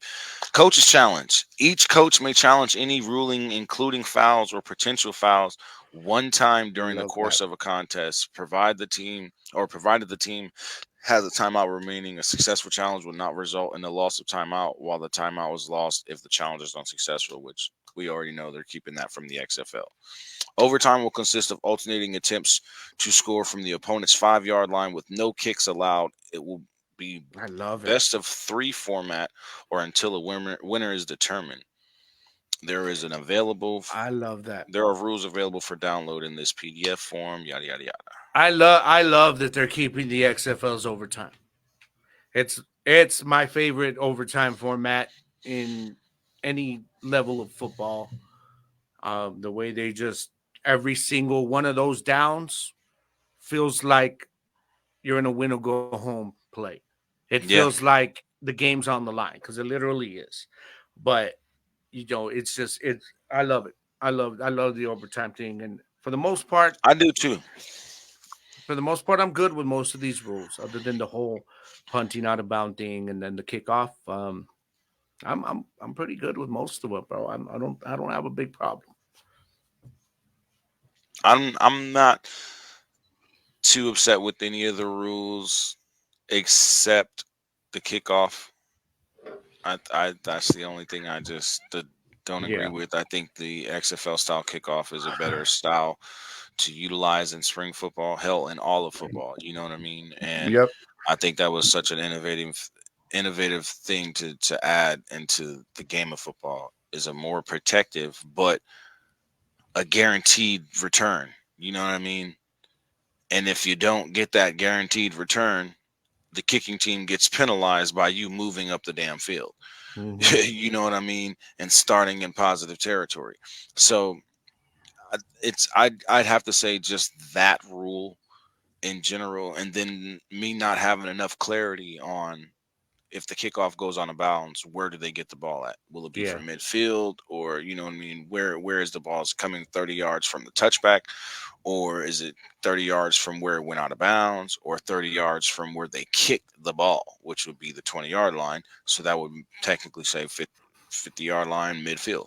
So if that's the case, we just need some more clarity on that. I think they should have clarified that more specifically in the ruling, but hey, it is what it is. They were probably just trying to get it in to get everything released so we at least have this information. But I just think that's one thing that they could have really made more clarity of, and given us a definite on, because that's something that needs to be clarified for sure. We may Mhm. just have to wait till March 30th. Yeah. Yeah. We're just gonna have to wait to see how the games play out with these rules. And just see how they flow, and see if there's any problems and stuff like that. Like I said, I fully expect them to tweak the rules with each passing season. So, and that's being optimistic, because I'm expecting this to go into a season two. I'm really expecting that. So I expect them to be able to tweak the rules in the off season. When I imagine there's going to be those off season meetings with the Yeah, officiating and all that stuff. So we'll see though, man. definitely, definitely. Now, with the NFL season being over, the UFL has the driver's seat when it comes to everything football. Aside from the draft, I think that's one thing that people are definitely going to be paying attention to this season, is the NFL draft. But with that being said, remember, if we want the UFL to succeed and have a long future, we got to go out there and we got to support. So for all of you that are watching, if you're not diehard football fans and you just are, as we call them, NFL fanboys, give the UFL a chance. Check out what spring football has to offer, because a lot of these players you may have known from college. You Yeah. may have seen them go to the NFL and play in the NFL. Like we were talking about AJ McCarron coming back to the St. Louis Battlehawks for his second season, even though he was just on the Cincinnati Bengals roster for this whole entire NFL season and only got to play in 2 games, I believe, aside from the preseason. But support the league, because when we do that, we'll get 16 teams back. Mm-hmm. The next thing you know, we'll be at 24, and then next thing you know, we'll be right at 32. It's going to be interesting, man, to see. What you mentioned, the NFL draft. Of course, we all know how the NFL, like they're going to build it up. They're going to spend weeks on social media doing stuff to hype it up, because the NFL is the attention whore. They want it all. So they're going to do that. But you spoke of the draft, so I'm looking. With the championship, I believe it's June 16th. That's going to be the UFL championship In St. Louis. So I'm going to be very interested to see what teams, like, when are they going to be allowed to start signing players that weren't drafted in the NFL? Very, very interesting. Because by the time the NFL draft is over, you're going to have the playoffs kicking in. There's going to be some teams out there that aren't playing football in the postseason for the UFL. So are they going to be allowed to start bringing in players, or is it going to want to be one of those situations where they got to wait until the official ending of the league's season for that to begin, man? So I don't think we haven't gotten any clarity on that yet. So I'm going to be really interested to see how the UFL handles that after the NFL draft. And I think that's one thing that they need to get figured out as well between the two leagues, because it's kind of unfair to those undrafted players, because if they go undrafted but don't get signed at all as an undrafted free agent, they still don't get to play. You know what I mean? And I think that should be something that should be changed with the UFL being out and there being an alternate football league for these players to have an opportunity to play in. If you allow those undrafted players who don't get signed as undrafted free agents the opportunity to get picked up by a spring team, they don't have to worry about sitting through the entire NFL season and hoping to get picked up. They know they have a football team that they're on, and they can start getting prepared for the next spring football season. Well, either way, they're going to be sitting out during the NFL season. So it's going to be, because the problem there lies into where some of these guys are still going to have an opportunity to get signed during training camp. So they're going to have to make a decision on if a UFL team comes after them and says, hey, we want you to sign over here. Do I do that, or do I take my chances and sign with a practice squad during training camp as a camp body and try to get onto an NFL team? It's going to be that's going to be tricky, bro, when it comes to the NFL draft and the players that don't get drafted. It's going to be very tricky after the championship. I would imagine that, I don't know if they because this is just so weird, because let's say in the NFL, you could still, if you're in the playoffs, you could still sign somebody who hasn't played on the team all year and bring them in. I wonder, is this going to happen? Is the UFL going to allow this? Because being that the playoffs are going to be going in right after the draft. If a team needs a running back that wasn't drafted, didn't get signed to an undrafted free agent contract, or would they have to go through that pool of players who were cut from UFL teams? That's going to be the interesting part. Will they, if they do allow something like that, would they be allowed to choose from players who weren't drafted in the NFL draft or signed as an undrafted free agent?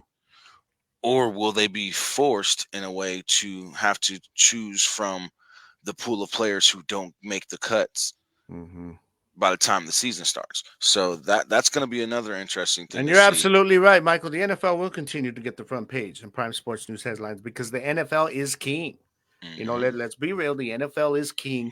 And during even their off season, they've got things going on. Like I said, with the NFL draft, they're going to build it up, man. You're going to see Mel Kiper and these guys, all of a sudden their mock drafts are going to get more and more. And the NFL is going to really milk it. They do every year, the weeks before the draft. They'll do it with the schedule release as well.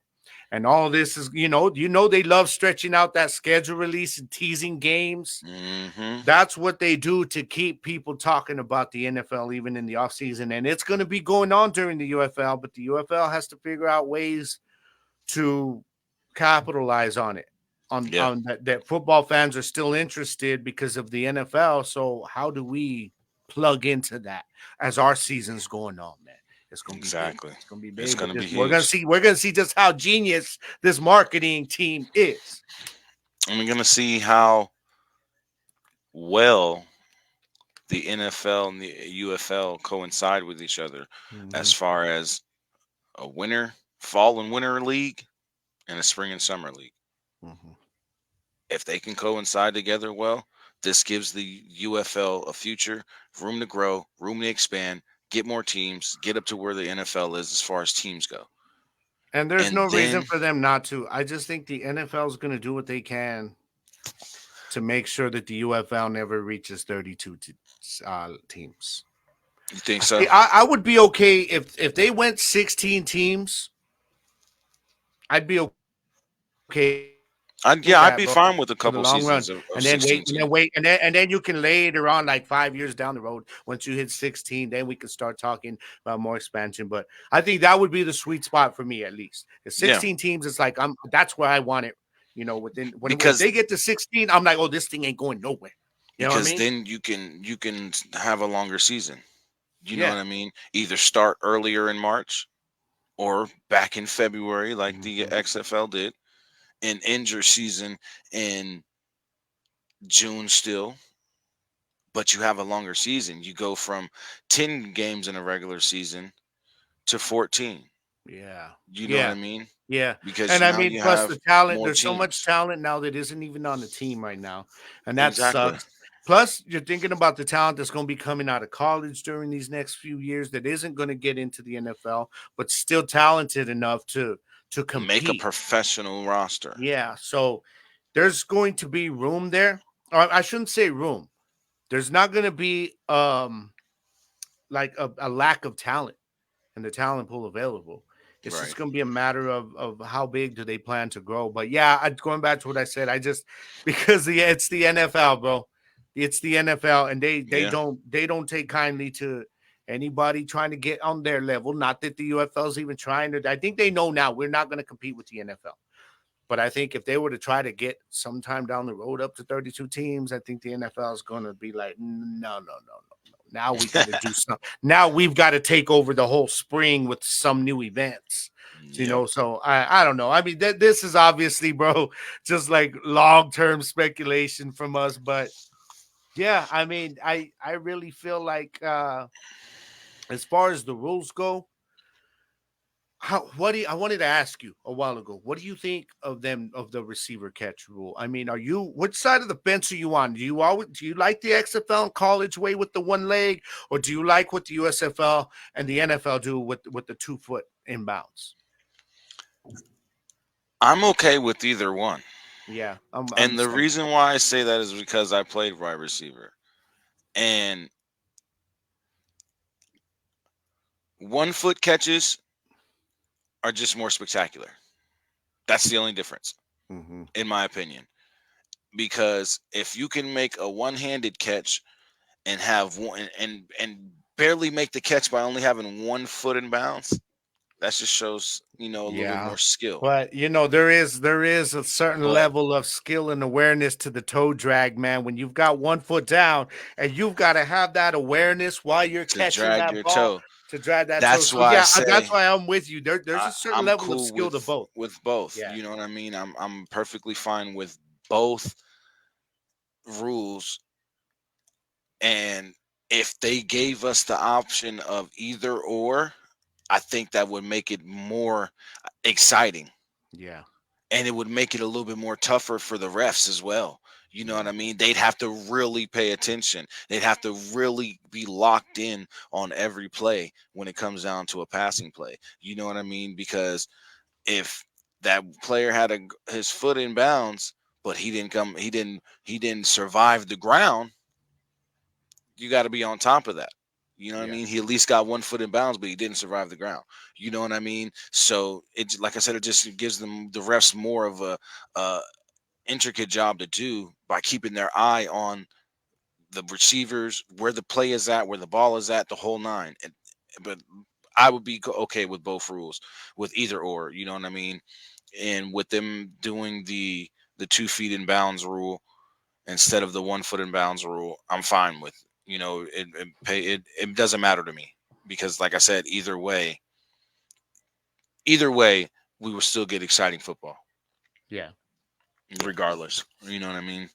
Now, one thing I know we wanted to talk about today, which is huge for us as Cowboy fans. He's back. He's back. Great move. This was a great move. Yeah. I like Zimmer this move. is back. And this is big for the Cowboys defense.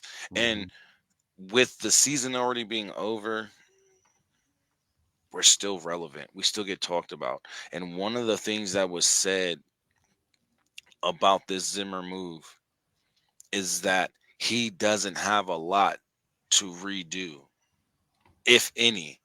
All he has to do is just pick up where Dan Quinn left off, but just implement his style of coaching, because he has the talent there. And then you got 2 players who we didn't get to have the whole season last season, in Trayvon Diggs and I believe his name is Demario Overshown. I forgot to say his first name. Yeah, Demario Overshown. Having those 2 players coming back off of an injury, having Micah Parsons possibly move back to linebacker, and our offensive line, or our defensive line, excuse me, getting a little bit more beefy with speed and power, that's just going to make the defense better, in my opinion. Yeah, because of the style of coaching that Zimmer has and brings to the table. When he spoke on, briefly about the players that were there, he didn't single anybody out, but they asked Tom, they mentioned Micah Parsons to him, and his response to the media was, "We're going to look at all our players and use everybody where it fits our scheme best." That tells me that opens the door now for a possible move of Micah Parsons back to the linebacker position. And I'm telling you guys, if Micah gets moved to linebacker, he could be even better than as a pass rusher, because now we know the danger he is as a pass rusher. And we all know, the thing about Mike Zimmer, why his linebackers are so important, is he loves just loading up in that A gap. He loves to double up the A gap where he can disguise blitzes. You know what I mean? Where he starts to confuse your quarterback, which one of these guys is coming in. Are they both coming in? Are they dropping back in coverage? And he lets his safeties and his defensive backs just handle the back. You have to have some good linebackers under his scheme. So I guarantee you that there's a possibility that Micah Parsons ends up there. We could end up with even another linebacker on this roster. Yep. So it's it's going to be interesting to see, because his scheme, he tried to do the 3-4 under Parcells, and then Parcells was like, "Yeah, no, you're not comfortable with it. Just do your thing." And then once he got back into his 4-3, they had a very, very good defense under the Parcells era here in Dallas. But, he had good defenses also in Minnesota. You know what I mean? He had good linebackers there. He had Kendricks there early in his career. And then Anthony Barr, he turned Anthony Barr into a Pro Bowler at the linebacker position before he came over to us. Yeah, so I fully expect this defense to, do I dare say that under Zimmer's scheme, because it fits everything and we've already got the personnel there, that it could be even better? than what we had from Quinn. Now, Quinn's regular season defenses, bro, let's be real. Like, the Cowboys fans were everywhere. We're like, yeah, get rid of Quinn. But let's be real, man. During the regular season, we were praising Quinn all year because of how his Yeah. defense was every week. It was just the postseason. He has a thing with postseason. But there is a chance that with the personnel we have, if they bring in the right pieces that needs to be plugged, basically at run game, that this could be a better defense. And Mike Zimmer's already started, bro. He's already started hiring his staff. Yeah, on the defense, man. He bringing in Greg Ellis, former Dallas Cowboys pass rusher. Man, he brought in a new run game coordinator on the defensive side of the ball. They are keeping Al Harris. So that's good, because Al Harris said, man, all I want to do is continue to work with my DBs. That's it. Yep. That's it. And I love that because he's committed to that. There's no ambition with him. Maybe later on, maybe he gets moved up to where I thought, honestly, if Al Harris stayed in Dallas, that he would end up getting Joe Witt's position that was left vacant as the defensive pass game coordinator. And maybe they offered it to him. Who knows? We don't know. But he did decide to stay there in the same capacity that he's there now as a techniques coach. So I'm also interested on who's going to be running that pass game. But yeah, bro. I mean, I'm with you. Zimmer's back. This is a good thing, Cowboys fans. It is. This is a very good thing, especially because considering how good our defense already was, you don't want somebody that's going to come in and have to, like he said, we're not reinventing the wheel. We don't need to change a lot in here. Exactly. That's what he's saying. We're not coming in to make drastic changes. We just got to look at what we did well and take that and run with it. Exactly. I mean, so I'm hyped though. I'm excited, bro. I'm excited. I am too, to have him back after 18 years and with the talent that we have on defense, for him to be able to come in and just throw in his scheme, and you got all off season to work on it. So we should be able to come out next season firing on all cylinders on defense. We should be right out the gate. We should be jumping all over teams. Our linebackers should be shutting down the run. We should not have a problem with the run game anymore. We should not have a problem with stopping the run game anymore, because like Zimmer said, he's going to look at all of our players and he's going to place them where they need to be that fits our schemes. So you got to know that changes are coming. Micah Parsons is going to be at linebacker next season. That will be the smart thing to do. You can still rush him, but when the way Zimmer likes to use that A gap, it could be even more of a weapon, because we know Micah how he can drop back in coverage. We've seen it before. You know what I mean? We know he's fast. We know he's a pure linebacker. He can just fly all over the field. But now is the time for Zimmer to say, okay, you had your chance to become the sack king, and we're going to use your sacking ability, but man, you got too many skills for us to be just holding you here. Like Micah Parsons, I understand it's a maturity thing. He wants to get the pass rushes, the sacks, but the dude, I hope when he realizes, and he himself has said that he needs to grow up too, and he knows that, and be a leader. And I think a part of that is going to be realizing that, look, man, by me not using my entire arsenal of my skills, I'm holding my defense back. And I think a guy like Zimmer can make him understand that, because there's differences between Zimmer's personality and Dan Quinn's. Dan Quinn was a friend to these players. Mike Zimmer's not going to be their friend, bro. He's not.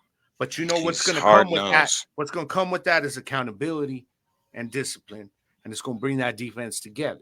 You know and a love and respect for the coach. Yeah. It's like he said, they ain't going to, it's like I said the other day, like Coach Boone. I remember the Titans. He says, no. They're going to hate me. That's okay. I don't want them to hate me, but they're going to respect me, and the hate is going to bring them closer together. And once you have success, that's when that respect for your coach grows even more, because you see, look what he turned us into, man. Exactly. So I love the mentality that he's bringing already to this. He's like, I am not here to make friends.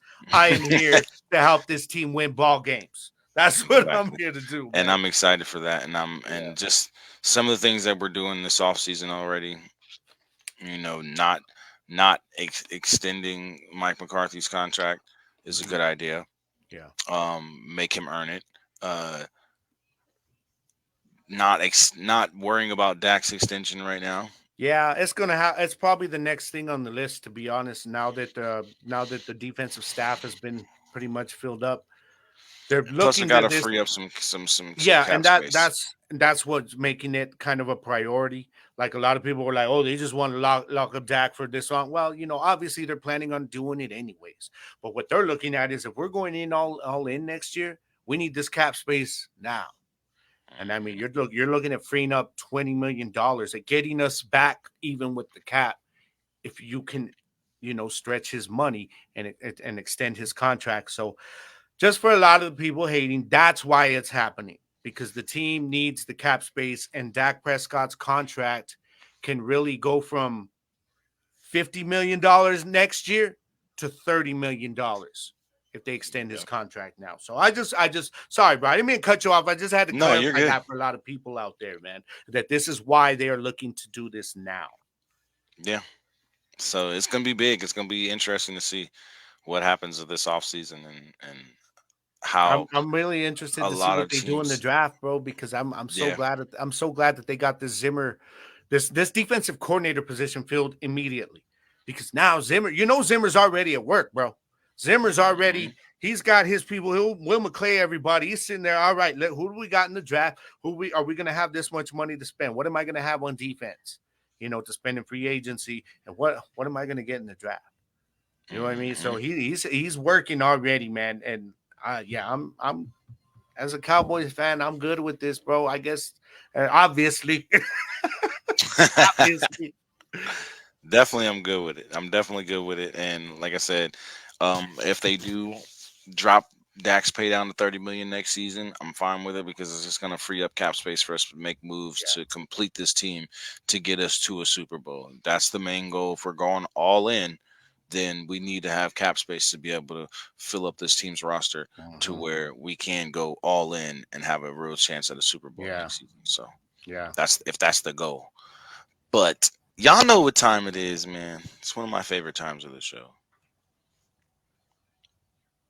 Mail time. You already know.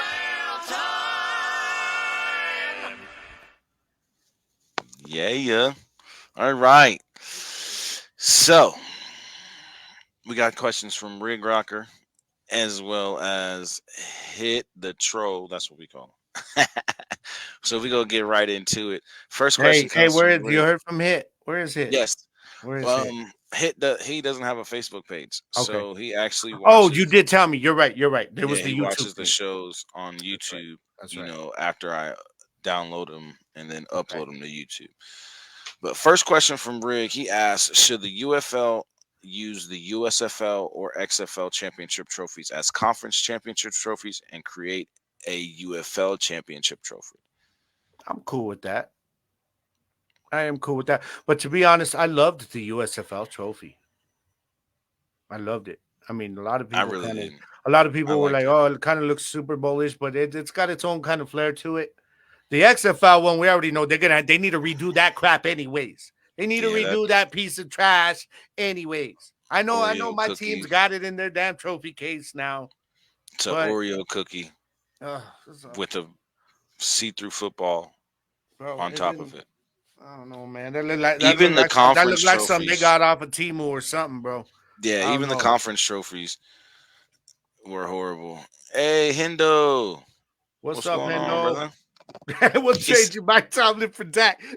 Hell no. I love Mike hell Tomlin, bro. no. Now I'll give you Mike McCarthy for Tomlin. Right. We'll give you Quick, and we'll give you McCarthy cash for time. considerations. And probably even the player. Hey, can you imagine Dak with them though, man? I think Bro. Yeah. That would be crazy. Yeah. That would be crazy. But But no, I I think think that I think they need to. I think they need to take a page out of the USFL's book when it comes to the trophy, and they should not so much use the exact trophy, the XFL conference or the championship trophy and the USFL championship trophy, but I think they should redo the conference championships similar to the style of the USFL championship trophy, Yeah. and then make a whole new trophy. And honestly, even if it was something like the $1 million game trophy, all extravagant and shit, I'd be okay with it. Because that $1 million game trophy that Vince McMahon came out with for the XFL back in 2001, that thing was nice. It was big, but it was nice. You know what I mean? And even if they were to do something like that for their X Bowl or UFL Super Bowl, whatever you want to call it, whatever, I guess it's just going to be the UFL championship game, which sucks because it needs like a name, like the U Bowl, or you know what I mean? It needs a name. You know, you got the Super Bowl. We need, you know, because like I always advocated for the XFL to have the X Bowl because it just sounded so cool. You know what I mean? What if they were to call it? I mean, would it be too much to call it? I don't know. I don't know. They like the United States Championship or something. I don't know. Maybe that would be too. I don't know. But yeah, I feel you. I do feel. I get what you're saying. Yeah, you can't just be like, well, we got the UFL Bowl coming up this week. That sounds like a Crazy. college bowl. That sounds like a college bowl. You know what I mean? Like I think they cannot maybe not use bowl in it because Super Bowl, we all know like it's the ultimate bowl game, right? If we're being real, it really is. Yeah. But I mean, maybe something like like the United States Football Championship. Who owns that? Does anybody own that? Like a United States Championship in terms of American football? Like the name of that? I mean, now I understand that the UFL only stands for United Football League, but how? I mean, it is United States based. Exactly. You know what I'm saying? Exactly. So All y'all did was take the S out of Yeah. USFL and make the United Football League. Oh, yeah. Which was already a spring league absolutely back right. in the day. That's all they did. Yeah. Y'all, So and I y'all mean, bought I the would rights think to that that name. maybe just like, oh, what if they did that? Like I mean, how would United States Bowl sound? I don't know. Championship Bowl game or something. I don't know. But if you were to put like Championship Bowl game into it, then it sounds like NCAA. Like if you put like the United Championship Bowl game, you're like, it sounds too much like NCAA. So, but I'm with you, though, bro. The I'm with United you. Extreme Bowl. I don't know. Something like that. The United Extreme Bowl or Or they may just call it like the Spring Bowl, the Spring Bowl. Spring There you Football go. Championship. The Spring Bowl. You got the Super Bowl and the Spring Bowl. Yeah, There you know go. what? That kind of may have something to that on that. The Spring Bowl. You All know what I right. mean? Because you know it's the. All right, It's so we got a do date you- on this video because if they come up with this shit later on, bro, we're gonna get paid. We said it Okay. here on the Gridiron. We Y'all said be it here first. plagiarizing our stuff, man. You know what I mean? The day of UFC 298, February 17th, just so you guys know, if they come out with the Spring Bowl for the championship game name, Double OG Pay me. We're going to court. and Jersey the King want said it my first right here. So if Spring you're Bowl. watching this replay, if you're watching live right now, mark this down on your calendar. We gonna all get credit for it, damn it. USSP, the United States Spring Bowl, something like You that. know what I mean? The UFL presents the Spring Bowl, the first annual Spring Bowl. Spring Bowl 1. Yeah, I like that. I like that. I do. Spring Bowl 1. You know what I mean? Yeah. Because it makes sense. Mike Tackett, welcome in, brother. What's up, going Mike? on? Mike says, I just got done watching a segment with Bomani Jones on Bomani, I love nepotism Bomani. in the NFL. Funny enough, Mike Zimmer's dad and late son both coached in the NFL too. The skill within minority coaches are equal to that of non-minority coaches. Unfortunately, who you know trumps what you know. In some ways, the league has come so far, and in other ways, we're still in first gear, stalling to progress. Yeah, that's deep. That's deep. I'm just wondering though what it has to do with the Mike Zimmer hire. I guess maybe I need to listen to Bomani Jones. I do listen to Bomani Jones. Bomani Jones is actually a good I journalist. love Bomani Jones, dude. I always listen to Bomani Jones, but I haven't listened to him in a while, though, man. But yeah, I think something like the Spring Bowl would be perfect. Just call it the Spring Bowl. You know, have Spring Bowl 1 this season. You know what I mean? Call it the Spring Bowl. and like I said, it gives them a football feel. It gives the UFL a football feel with that name. Just calling it the UFL Championship is too bland. It gives identification to the UFL and saying that Right. we've got our own thing here, that we can trademark. Because you got the Super Bowl, which we all know it's super for a reason. It's worldwide. It's the ultimate football game. It's the elite, most elite, the super football powerhouse. Game. Yeah, You know what I mean? It's the superpower when it comes to watched sports. So why not give the UFL its own identity with the Spring Bowl? Yeah. You know what I mean? And that represents spring football as a whole. Yes. Not just separately representing the USFL or separately representing the XFL. It's representing the entire spring league. See, and Mike, that one works too. The United Bowl sounds United good Bowl too. United Spring Bowl, United Bowl, or your Spring Bowl. To me, both have like a very simplistic but original ring to it. Hell, the United Spring Bowl gives you an identity, man, and I like that. I like the United Bowl too. I do like that. Yeah. Or you can put them together and call it the United Spring Bowl. Mm-hmm. You know what I mean? Because at the end of the day, they did unite to become one league. So, it would make sense. It would definitely make sense. Great question, Rick. Definitely a great question. Yeah. I'm interested. But I'm with you though. As far as the trophies though, yes, please. If you're gonna model them in a certain style, model them in the USFL trophy style. Same with the XFL side. Just remake a whole new XFL trophy. Please do not bring that horrendous piece of freaking trash back to our televisions. No. Please don't. Please don't. Please don't. And we don't want the conference championship trophies either. Neither one of them will work. Sorry. Yeah. So I am cool with each one have like the UFL. I liked the UFL's trophy. That would be cool for its the conference. USFL trophy would be perfect for their design conference. Something in the same style for the XFL, and then you just give us a whole brand new. You can have the XFL the same style as the USFL trophy, and just have an X on the top instead of a damn football. There you go. There you go. There's maybe have it a different color. Exactly. Maybe one you got like a silver color medal, then the other one you got like a brass color. So there you go. And then together you'll have both of those colors included with red, white, and blue in the United Football League logo. You know what I mean? Or for the championship trophy, sorry. You know what I mean? So it's just a matter of, what they're going to do. But that's a great question. I definitely would want new championship trophies for the conferences. As far as the XFL side, definitely have to do something similar to the USFL championship trophy. Yeah. You know what I mean? Keep that Oreo with the see-through football where it's at. We don't need to see it anymore. Keep those conference championship trophies where they're at. We don't need to see them anymore. So, the XFL just did a horrible job with their trophies. The metal workshop they went to really was a metal workshop. So, yeah, definitely don't want to see that again. So, thank you for that question, though, Rick. Most definitely. They could have had I could have had a welder over here in the barrio that I know, bro. They could have done some better work than that. I'm just saying, he would have done it for like a 30-pack too. So, real quick, you know what I mean? I got my Uncle Hector over here managing his welding shop, right? Just give him a 30-pack. He's going to hook you up with a nice-looking trophy.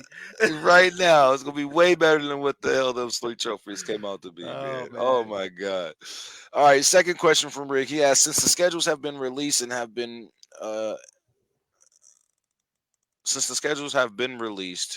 can just type that twice. Yeah. Who do you feel has the easiest and hardest path to the championship and why? This is really good. I like this question. Gabe, how do you feel? I don't know about championship.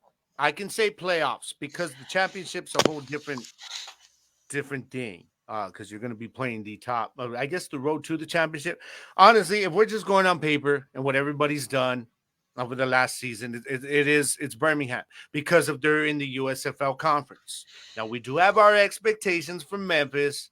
Will Michigan be better? We don't know. Nobody knows about the whole Roughnecks, aka former gamblers. But so that to me makes sense that you look at Birmingham and say, well, all they got to do is go through the USFL conference, right? So they got the easiest path when we're looking what the teams did last year.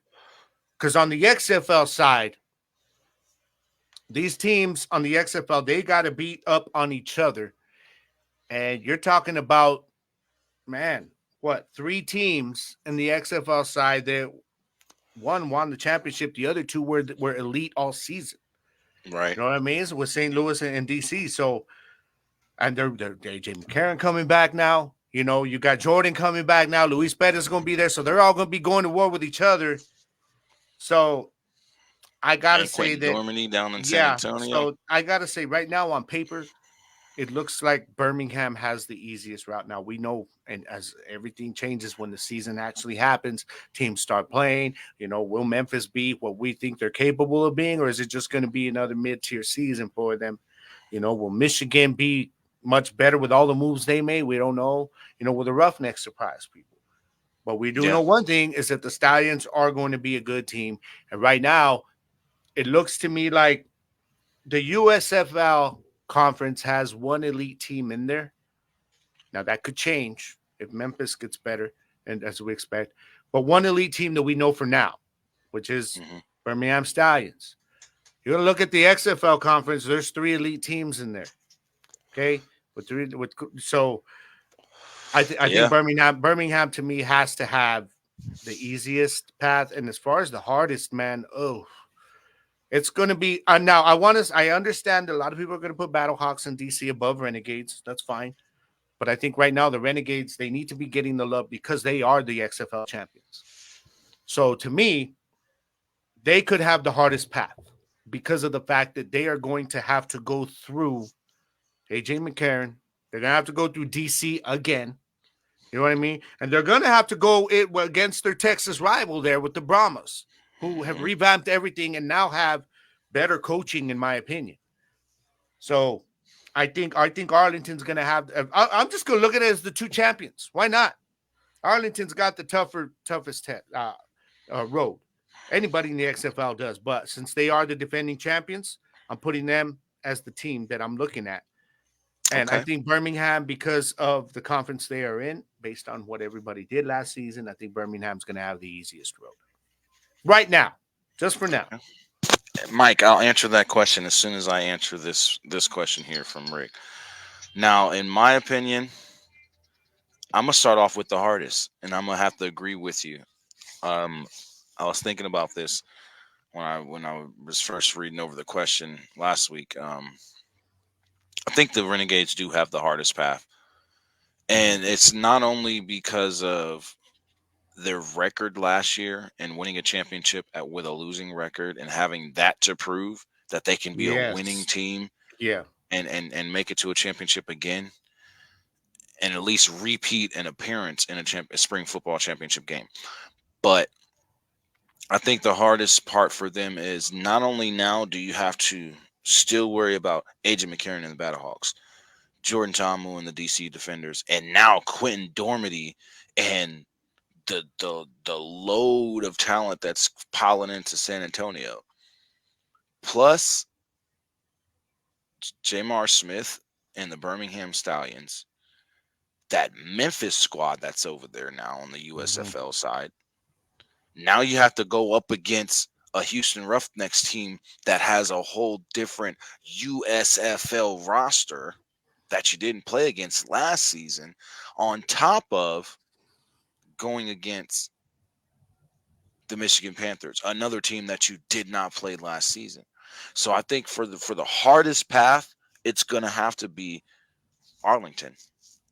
Now, for the easiest path to the championship, or at least to the playoffs, because like you said, I think the easiest path to the playoffs is a better question, because when we get into the playoffs, it's a whole different animal. As we saw last year in the XFL. Exactly. You never know. And I think Birmingham, I think it's a tie, in my opinion, between Birmingham and Memphis. Memphis is going to surprise everybody this season, and they're going to do way more than what's expected. in my opinion, because of what they're doing, plus what they had already. Birmingham, on the other hand, they lost a key player. Yes. Yes. And I know we could sit here and say, well, oh, they were back-to-back champions, Great point. and they had two different quarterbacks lead them to two back-to-back, to back-to-back championships. But the way Alex Magoo did it compared to how Jamar Smith did it. See, Jamar Smith had Bo Scarborough. Yeah. Yeah. Don't get me wrong. Bo Scarborough's coming back, and that's going to be big for them. But Bo Scarborough missed a whole season. Jamar Smith missed a whole season. Yeah. Alex Magoo made it look easy throughout the season. And I think that's going to be a big difference. I think it's going to be a tougher task this time around than it was last year. I think it's going to be harder for Birmingham to say that they're a 3-time spring league champion than it would be for Arlington or another team to say, hey, we're a 2-time spring league champion, or we're a first-time spring league champion. Because without Alex Magoo there, it changes your dynamics. Now you don't get what you got last season from Jamar Smith, because Jamar Smith Magoo was a damn magician at times, and it was frustrating to see. Exactly. and when you look at it, Magoo did things that Smith wasn't capable of doing. Magoo has a stronger arm than Jamar Smith, and he showed that last season. He was able to make throws down the field. I think he's a lot more elusive too. Exactly. And you would think that Jamar Smith would have more agility and be more elusive, and hell, even a little bit more stronger because of his size. But Magoo's just a better quarterback. It's just that simple. So I think it will be a little easy. It'll be easy for Birmingham to get to the playoffs, but I don't think it'll be as easy as everyone thinks. And I think Memphis is going to surprise a lot of people, and they may end up number 1 in the USFL conference this season. I honestly do think that. It's possible. That's why I've been telling Stallions fans, like, y'all too busy out here bashing on the XFL conference. Like, you've already won your conference for the year. Like, you guys not paying attention to what Memphis is doing, because if I'm a real fan of my team, like, look at us, bro, as Cowboys fans, okay? In the NFL, we always keep an eye on what the other teams are doing, though, right? We're keeping an eye on roster moves that the Eagles do. We're keeping an eye on moves that Washington and New York makes, because you got to know thy enemy. Stallions fans, that they don't seem to have that in their heads yet. Like, they're just like, oh, we are the world right now, baby. We on top of the world, and we ain't going nowhere. And there's Memphis, like, looking like, yeah, we're about to take that ass down a notch or two. It's going to happen this year. It's going to. This is an interesting question. How do you think Brennan Silvers feels signing with the Battlehawks? And a day after announcing it on his social media platforms, AJ announces he's returning to the St. Louis Battlehawks. Bittersweet for Brennan, but I do agree with this. It does give the Battlehawks one of the best QB rooms in the UFL. One of the best. One of the best. Yeah, arguably the best. Now this would actually be big if Cole McDonald were to get picked up by Birmingham. I think that'll give Birmingham a dual threat quarterback little thing that Houston had last season. Yeah. That the Roughnecks had last season. I think some of these teams got to start thinking about bringing in a quarterback to develop for next year. Yeah, that's what Cole McDonald not to be on the team. For Cole. Yeah, Cole is a prime example of a guy that you're Birmingham, you bring him in, you work him in some plays, every game, and you start preparing him, because you don't know what's going to happen with Jamar. You know what I mean? Look what happened last year, dog. Look what happened last year. Jamar Smith getting hurt immediately. Him and Bo, and then that's when the opportunity came from Magoo. So you're gonna need somebody there who's competent, but you can also prepare for next season. You know what I mean? And that's why I'm saying, when he's talking about the quarterback rooms, I think depending on how Arlington uses Lindsey Scott this year, this could be one of those players too that they are developing for life after Luis Perez. You know what I mean? Like Lindsey Scott's a guy to watch out for, y'all. You know, I know not everybody's like, okay, the potential with this QB room with the Renegades, not including Drew Plitt. Get his ass off the damn roster. God, made me sick to see him back in our quarterback room, dog. Damn. I But know you anyways, were hurt. yeah, man. I'm like, why? You know, and I have people tell me, but he'll only be a third stringer. I don't care. I don't care, man. Do not need Drew Plitt on this squad. But back to the Cole McDonald play. I mean, Birmingham makes a lot of sense. Yeah, Birmingham makes it a lot does. of sense. Because you wouldn't, it wouldn't be, it would be disrespectful. I'm gonna say it like that. It would be disrespectful to him to put him on a team like Arlington. Now, how much? And I say that Yeah. because to move him to third string Yeah. after he was just a decent backup and possibly good enough to be a starter, I think that would reverse what he's trying to do in his career. I think that would, send him in the opposite direction of what he's and actually trying to I do. think if they were to bring him like to Arlington, it's not with the intention of putting him ahead of Lindsey Scott, because they drafted Scott for a reason, bro, because they see something there with him. He is the guy that they're looking at to see if they can develop him. Because you imagine if they can develop him, when Luis Perez hangs it up, they know they got a quarterback. Now, what happens though? Like Cole McDonald, all right, to Birmingham though. How much? Does Birmingham look at? They made a lot of moves, bro. Like, how much money does this team have? That's a good question.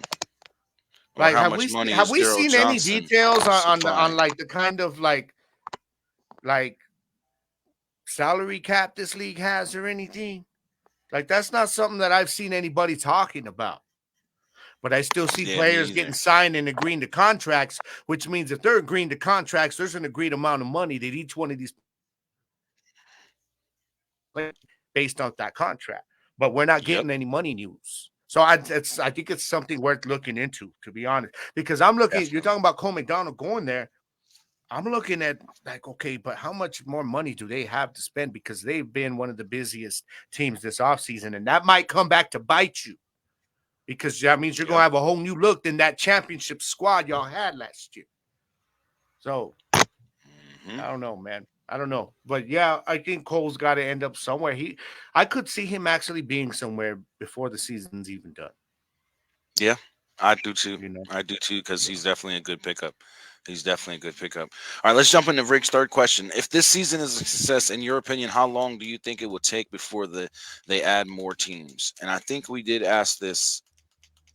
We have. This, like on episode 49, and I believe we both said about 2 to 3 years. Yeah. So, yeah. To answer your question again, Rick, we definitely both feel about 2 to 3 years, to be successful.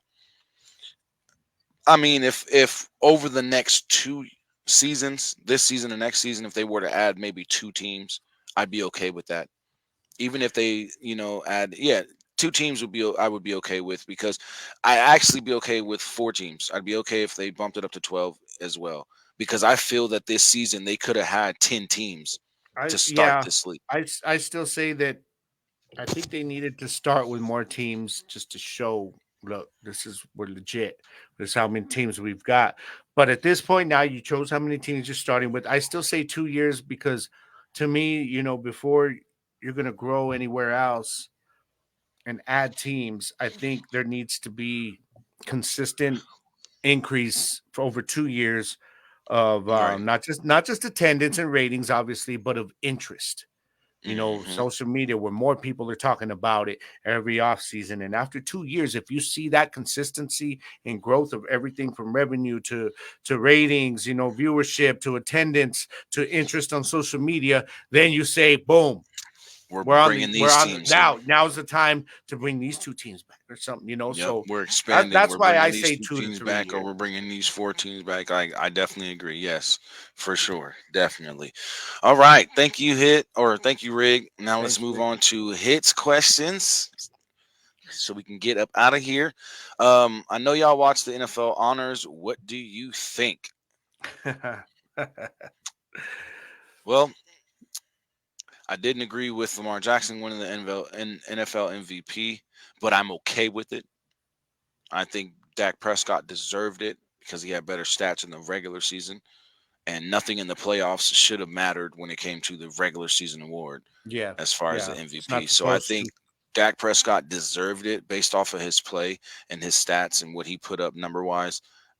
But Lamar Jackson got it. I didn't agree with that, but I'm okay with it. Offensive player of the year went to Christian McCaffrey. I'm okay with it. I wish CJ would have or CD Lamb would have won it. I feel he was deserving of it as well. But if you're not going to give Christian McCaffrey the MVP, then he definitely deserves the offensive player of the year. Coach of the year, we all know, hated it. I don't care. I don't give a damn what Stefanski did. Sorry, Kevin Stefanski, you're a great coach. You did a great job this year. You had 5 different starting quarterbacks. That's all fine and dandy. You made it to the playoffs and you got blown out by the coach who should have won Coach of the Year, D'Amico Ryans, and that rookie starting offensive rookie of the year, CJ Stroud, which I am 100% all for him winning the offensive rookie of the year. And even the defensive rookie of the year, Will Anderson Jr., I'm okay with that. Even though I think Seattle's cornerback, Witherspoon. Devin Witherspoon, was more deserving of it, I'm okay with Will Anderson Jr. getting that because he was a hell of a force at that linebacker position. And I think he was the best rookie linebacker in all of football this season. So I'm okay with him getting that award, but I feel Witherspoon was more deserving of the award. So comeback player of the year award, everybody's like, oh, how did Joe Flacco get that over DeMar Hamlin? Because DeMar Hamlin played like 3 games. He played like 2 snaps, dog. He suited And up for didn't- like 3 games, but And that's he it. didn't play. Come on. He didn't do anything this season. Yeah. So And I mean, we're all happy, obviously, for that he's for his alive and well. story. Of But course. yeah, I'm with you. When it comes to play on the field, Joe Flacco came off the couch at his mama's house, answered the phone on his mama's couch. Hey, mom, hold on, I gotta take this. I gotta Literally, take this, Mom. literally, that's what it was. He said, yeah. And took a team to the playoffs. He deserved that. He deserved comeback player of the year. So, defensive player of the year, Myles Garrett. I'm all for it. He's well deserving of it. I don't feel that Michael Parsons did anything better than him this season to be more deserving of it. As a Cowboys fan and as a defensive player fan, I love defensive players. I just, you know what I mean? That's what gets me into football. What these defensive players are able to do is just amazing. But I feel Myles Garrett got what he deserved, and that was the Defensive Player of the Year award, hands down. So that's how I feel about the honors. Yeah. Gabe? MVP, it's funny, bro, because Dak is my dude. And we've had our debates because you're on the other side of that. But it's funny because I have Lamar as my MVP. I'm cool with it. I agree with it. Now, I will say this though, my boy, Dak Prescott, whether you guys like it or not, who hate him, Dak Prescott played. My ear is burning. Dak Prescott put on an MVP performance this regular season. He did. He played at an MVP level. Am I right? He did. Damn right. And the reason And I I'm picked saying Lamar, this. the reason I picked Lamar is because to me, okay, I'm going to tell you guys right now. There's 3 games to me that kind of maybe cost this for Dak. And it's because it was the spotlight, the impact of the game. The first one was the 49er game. But we knew where the offense was at that time too. They decided to start opening it up until after that game. And then it was the first Eagles game. While he did have a great game, it was just you got to win that game. And that wasn't all on him. But what I'm saying is, whether it's fair or not, this is how people look at this with the quarterback position. Yep. And then the third one to me was the Buffalo game. I thought people needed him because remember, that's when he was leading. He went into that game leading the MVP candidacy at that time. Yeah. So he needed to have a big game in that. And I think just the fact that he didn't, all respect to the Bills defense that game. But I think that's what cost him. And when you look at the other side with Lamar Jackson, bro, every big game he was in, he He blew it. He played freaking really good. Yeah, he did. I mean, the San Francisco game, well, that was a team effort. While he does put up a lot of his yards on the ground, it's still hard to just see the impact that he had on those games, those really big games, that Rams game in overtime, and they gave him the opportunity to win it through special teams. And what he did with his arm. Yeah, he went toe-to-toe with Stafford, bro. One of the best passers in the entire league. Him and Stafford went blow for blow in that game. So I think it was just those were the difference for me. But, I mean, there's no denying that Dak Prescott, had he gotten it, bro, not only would I have been super happy, but I would have been like, there's nothing y'all can say he doesn't deserve this. Because the stats, the way he played big at times, the Seattle game when he had to take the team on his back, you know what I mean, in prime time with the entire nation watching. You know what I mean? He did. And like you said, this is a regular season award. Y'all get that through your heads already. What happens in the postseason has no bearing on these awards. Exactly. That's why when they go through the stats for the award winner, it's the regular season awards that are picked out. You know what I mean? Because they're completely separate. So that's where I'm at with the MVP. Offensive Player of the Year. I am good with CMC. Now, obviously, on my show, I gave it to Dak because I had to give my dude something. But we all understand that when the MVP goes to a quarterback, the Offensive Player of the Year is going to be a skill position player that is not a quarterback. You know what I mean? And I'm okay with that. I mean, like you said, CD to me was a close second to CMC, but CMC, yeah, I think CMC deserved it. He clearly deserved it. He was the missing piece to get the Niners back to where they were trying to get to. You know what I mean? Yep. So I'm cool with that. Defensive Player of the Year. I'm okay with it, but I still think Micah has an argument. He led in every major quarterback rush category. Not in the sacks, but he still had his. He's getting better every year. He's getting more sacks every year, by half a sack every year.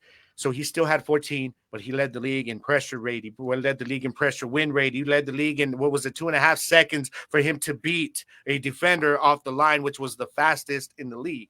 So that's why I think Micah has an argument here. He is my defensive player of the year. But Myles Garrett, all you had to do was watch him play, and you kind of understand why he got it. So I'm okay with it. Now, as far as defensive rookie of the year, I had Witherspoon. I'm okay with the one they got though. I'm okay with Will Anderson Jr. To be honest, he deserved it too. But I mean, Witherspoon is the guy that I had winning it. And for offensive rookie of the year, CJ Stroud, I am good with that. As for me, I would give it to Cole because I think just what Puka Nacua did, breaking rookie records this year, it's just so hard to ignore that. And I also can't I also can't pick him over CJ because what CJ did this year. So that's why I would not have minded. Yeah, I would not have minded seeing a Cole award here, but I'm still good with CJ winning it. I'm good with that. And as far as coach of the year, DeMeco Ryans deserved this. Let's just leave it at that. And comeback player of the year. I actually had Baker Mayfield. I mean, I get it. White Flacco got it. I do. He was chilling, like you said. He literally said when he got the call, bro. Saw the interview where he says when I got the call, I was literally sitting on the couch at my parents talking to my mom watching TV. So yeah, when you said he was chilling with Bob, I'm like that was literal, y'all. So I see that. I get it. The savvy veteran too. He came in, he was ready to go, and he got it done, man. He got them what they needed to get to. They were trying to get to the playoffs. But I think what Baker Mayfield did this year, he was supposed to be kind of a placeholder for this season. They were expecting, everybody would have associated with the Bucs was like, this is going to be a down year, and then we're going to get a high draft pick and go after a quarterback in next year's draft. And Baker Mayfield had other plans. He was like, nah, man, we're going to the postseason. Are y'all going to ride with me or not? You know what I mean? And he did, bro. I mean, he got them to the divisional round. And it was a very, very competitive game against the Lions. So Yep. I had Baker Mayfield, but I'm also cool with Flacco getting it. But no, Hamlin, yeah, let's be real, y'all. Okay. You're not just because we're being real doesn't mean we're being haters or insensitive. That's not it. We're talking football here. So let's just be real. Exactly. But that's my end of it, brother. Bet. Max Crosby's wokenness cost him Defensive Player of the Year. The NFL won't even let him wear a custom face mask. Not nearly what Ray Lewis and Justin Tuck wore. Yeah, I kind of agree to a certain extent. His name's gonna be in there next year, though. Definitely is. Mhm. Mike also asked, with the NFL expanding or having games in Germany and England makes sense as a showcase for potential expansion there someday. With that said, do you guys see the NFL having a week one game in Brazil as a sign of alienating its fan base here in the US for more money? Of course, the NFL will use the word growth, but the NFL will never surpass soccer in Brazil. I'd rather see a game in Canada than Brazil. Yeah, I don't know if I see it that deep though. I think it is about growth for them. They know NFL knows that when you go to Brazil, yeah, their football is king over there. You know what I mean? Not American football. I think the NFL is just trying to say, well, we just want a little bit of piece of that pie because there's nothing else even close to soccer there. Maybe we can Mhm. bring our popularity to at least put us in that second tier below them Well, because there's a basketball. market there. There's a market there. I think the NFL, I think they're targeting basketball. I think they're saying, look, we can be bigger than basketball over there. Yeah. You know what I I see mean? what you mean. I see Yeah. what you mean. They're That's the trying to way take I'm that yeah. second spot from basketball down there in Brazil And and that's put okay, man, themselves up because you know there. what? It's one less home game that the freaking Eagles are playing on American soil. And that's always a great thing. All right. Let them go lose in a foreign country. They could be losers on two different continents. And I love it because I will bash their fan base for that, dog. I knew it was coming. I knew it.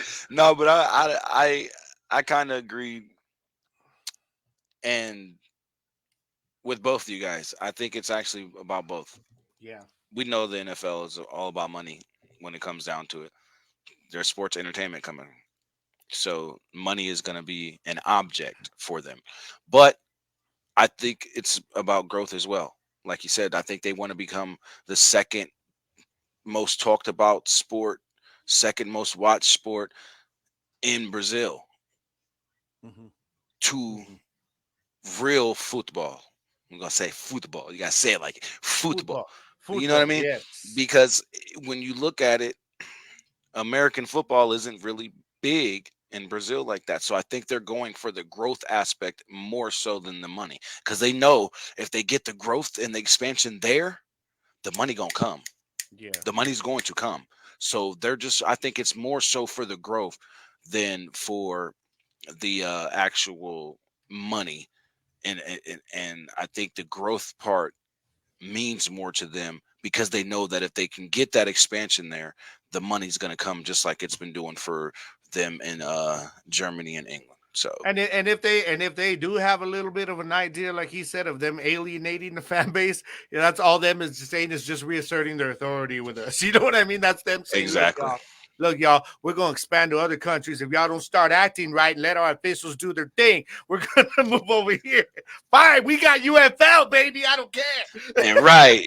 So it don't even matter. But All right, I think second I think question there from may be Hit. a little bit of that in there, but I don't think that's the Yeah, a little bit, but I yeah. think it's more for the growth itself, actually, because the money's going to come. The money's going to come. Mhm. Hit also asked, since this season is closing, what do you expect from the coaching side of things? Do you think there should be more changes than there already have been, or leave it and see how it plays out? Oh, there's been a lot already, There's been a man. lot of coaching changes. Yeah. I think, to be honest,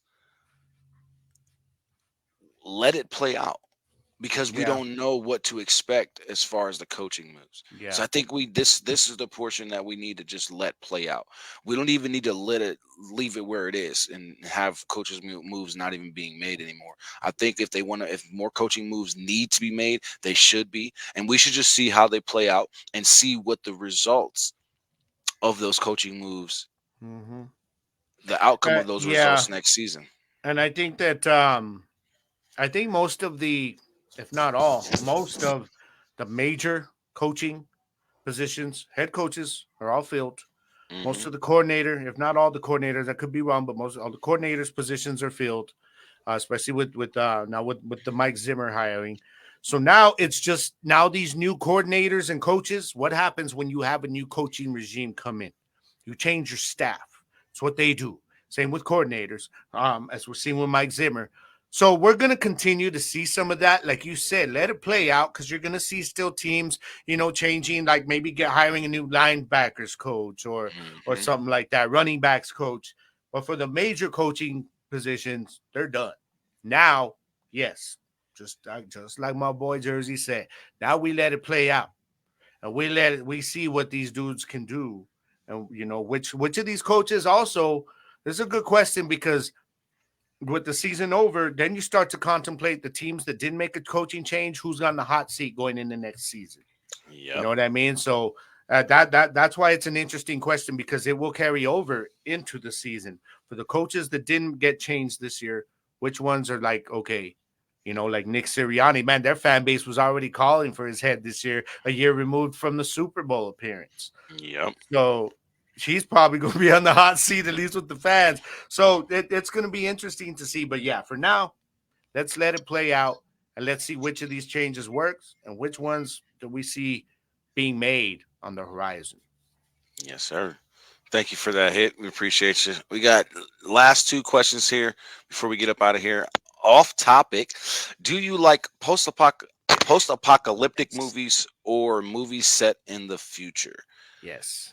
I like the post-apocalyptic movies I better love than them. the movies set in the future. Honestly, Yeah. I think the Yeah. movies set in the future are too political for the most part, Yeah. Yeah. Sometimes it gets a little difficult to follow. Yeah. and then some of them are just too futuristic. Like y'all are we doing way too much. You know what I mean? Some of them are just like, Yeah. what the hell are we watching? Yeah. Yeah. Like what is this shit? So Yeah. I could see if it was more like a Star Wars type setting for these movies, and you could actually follow the stories and shit, and it was set in the future, but with lightsaber, not so much lightsabers, but something similar to what Star Wars has. You're flying around the galaxy, and your multiple planets are inhabited, and humans are getting along with other forms of Yeah. life and shit like that. I could see that. I'd be okay with that. I'd be cool with that. I'd be into it. Yeah. But One a lot recent of one these futuristic that was movies, like that I actually enjoyed was Rebel Moon yeah, on Netflix. I Yeah, a was lot like just it about to was in say the that. spirit of Star Wars, but it had its own kind of original thing to it. You know what I mean? Jack So Snyder or Zack yeah, Snyder but yeah, killed I'm that. with you, man. Yeah, he did. I cannot wait till the second part in April. But yeah, I'm with you. The post-apocalyptic movies I love. One of my favorites that comes to mind right off the bat is Book of Eli. Yep. Book of Eli, I absolutely love that movie. And I cannot wait, dog, because Amazon, I think it's this year, right? Are they dropping the Fallout series this year based on Yes. the games? I love those games. So, of course, I'm going to love the movies of anything post apocalyptic. It's just, it's, I don't know. It's kind of just intriguing, to, Yeah. to see these stories of what theories, stories are ultimately theories are about what would happen if our world was in that situation. You know what I mean? Exactly. And those are situations where heroes arise, and you have some chance for good storytelling if done right, like Book of Eli. You know what I mean? Yeah. So, yeah, Because I'm with you. the Walking Dead could have literally been turned into an entire movie.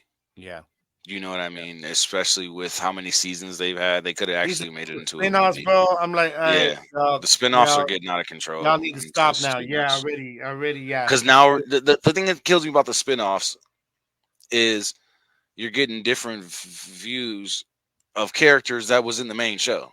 Yeah, And it's like, yeah. why are we going backwards and then I going already into the know this full future and then story, man. Come on right? now, So yeah, Yeah, that's just but overall, to answer your question, post-apocalyptic over movies set in the future for sure. Oh, this is one. I What like game this one. made you fall in love with video games? Oh man. That is a There's so great many. question because I know I've been a gamer for so long, and To be honest, I'm old school, bro. It has to be. It's not. It's in my top 10 favorites, but not my top favorite. But the one that made me fall in love with games is the original Super Mario Brothers on the NES console. That I just have memories, bro, of me and my friends just pulling all nighters, bro, at sleepovers. You know what I mean? We look out the window, sun's coming up, and we're still trying to beat that game, and we're doing the codes and all the little tricks for the 1,000 lives and all that stuff, man. Konami code, all that shit. And it's just memories.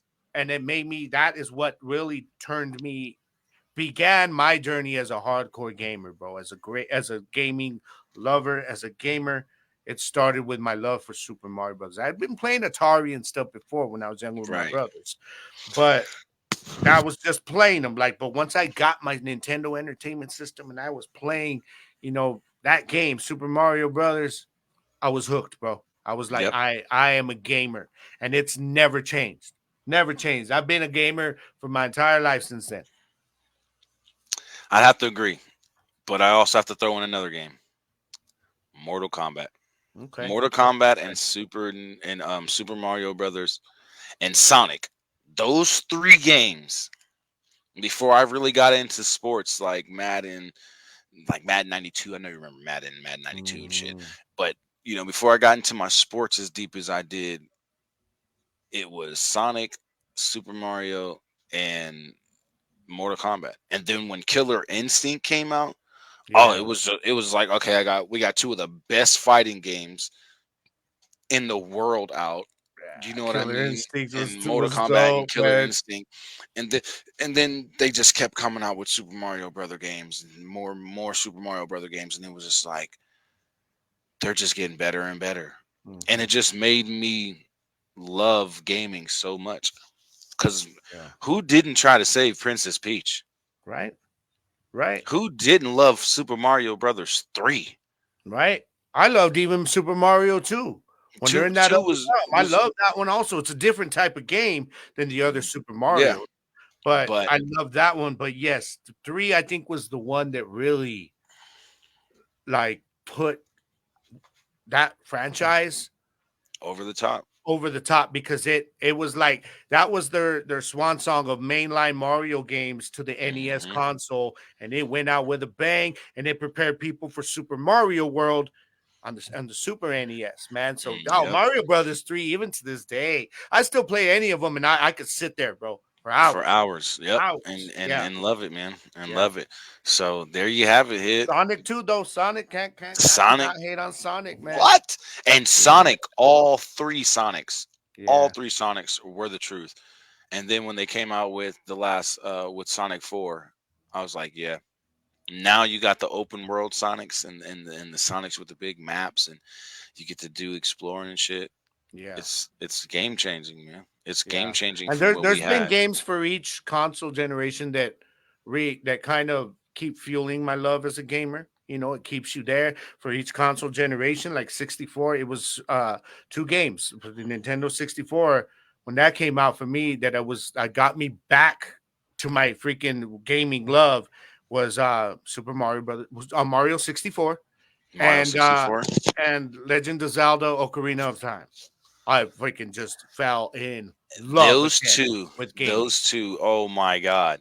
But you can't forget about WrestleMania 2000. Oh my god! Oh man, bro. I mean, or WCW versus NWO. Yeah. When those 2 games came out for the 64, I think No Mercy perfected it. That's when my love. Those 2, yes. That's when my love, my extreme love for gaming elevated, because we got to finally get wrestling games with blood. And you get to beat up people with chairs. And you had the intros. You had the DX intro, dog. You had Undertaker coming down. It was like you had the NWO. Like, I'm playing my own, and you would set up your own episode or pay-per-view, right? And you sit there and watch every damn intro, bro. Like you were watching every time. I And loved then it. when I you were loved it. able, then when SmackDown versus Raw came out and SmackDown Here Comes the Pain and all those games Yeah. came out, and you were Yeah. able to start making factions and create your Yeah. player and create entrances and the whole nine. And now what they have today, like gaming has just Hey, you know, evolved if you so love much, those man. games, bro, you have to, if you ever get a chance, you got to check out the new AEW video game because it's by I THQ. They used that formula and engine. okay. It's limited in terms of like multiplayer, but it's fun. It's Oh, like that's it's like because the updates. There's yeah, updates and coming for multiplayer. it's like when you first played like NWO versus WCW, how much fun you had. That's what I Hmm. got with the AEW game because it took me back to those games because they used the exact same formula and an Gotcha. engine there. It's just an updated engine, obviously, but so it's a difference. It's different than the WWE game now, which they've been trashed for a while, but this latest one is really good. Finally, WWE Yeah. games got it right again. The 2K games. But the 23. AEW is AEW. I just because you mentioned those old wrestling games on the 64, and the new AEW game is like it's an homage to those. I'll say that. So I think you would enjoy it. What? Post Malone. Mike just informed us. Post Yeah, Malone announces a yeah. DLC I saw character for that WWE actually last night, 2K24. man. It's kind of dope. Yeah. That's lit. Because uh, what's his name? Bad Bunny. He was a Yeah. DLC character on 23. Hmm. Now Yeah. 23, I do have to agree. 23 and from what I'm hearing with 24 are going to be two of the best 2K WWE games to be ever made to the date. So I'm hoping because 23 was really good. 23 was really good. 22 sucked. 21 sucked. 20 sucked. Yeah. But Yeah. 23 was really good. And if it has to be, or if it has a chance of outclassing 19 and what Hmm. WWE 2K19 did, I think, Yes, ooh, that Mike. would be Yes, Mike. off the Yeah, chain. I absolutely agree with Mike here. Yeah, Owen He Hart needs needs to to. be in there, man. Hey, He now needs to. let me ask you something maybe more controversial. Does Hmm. Chris Benoit belong in these games? Oh, That's a conversation to have, huh?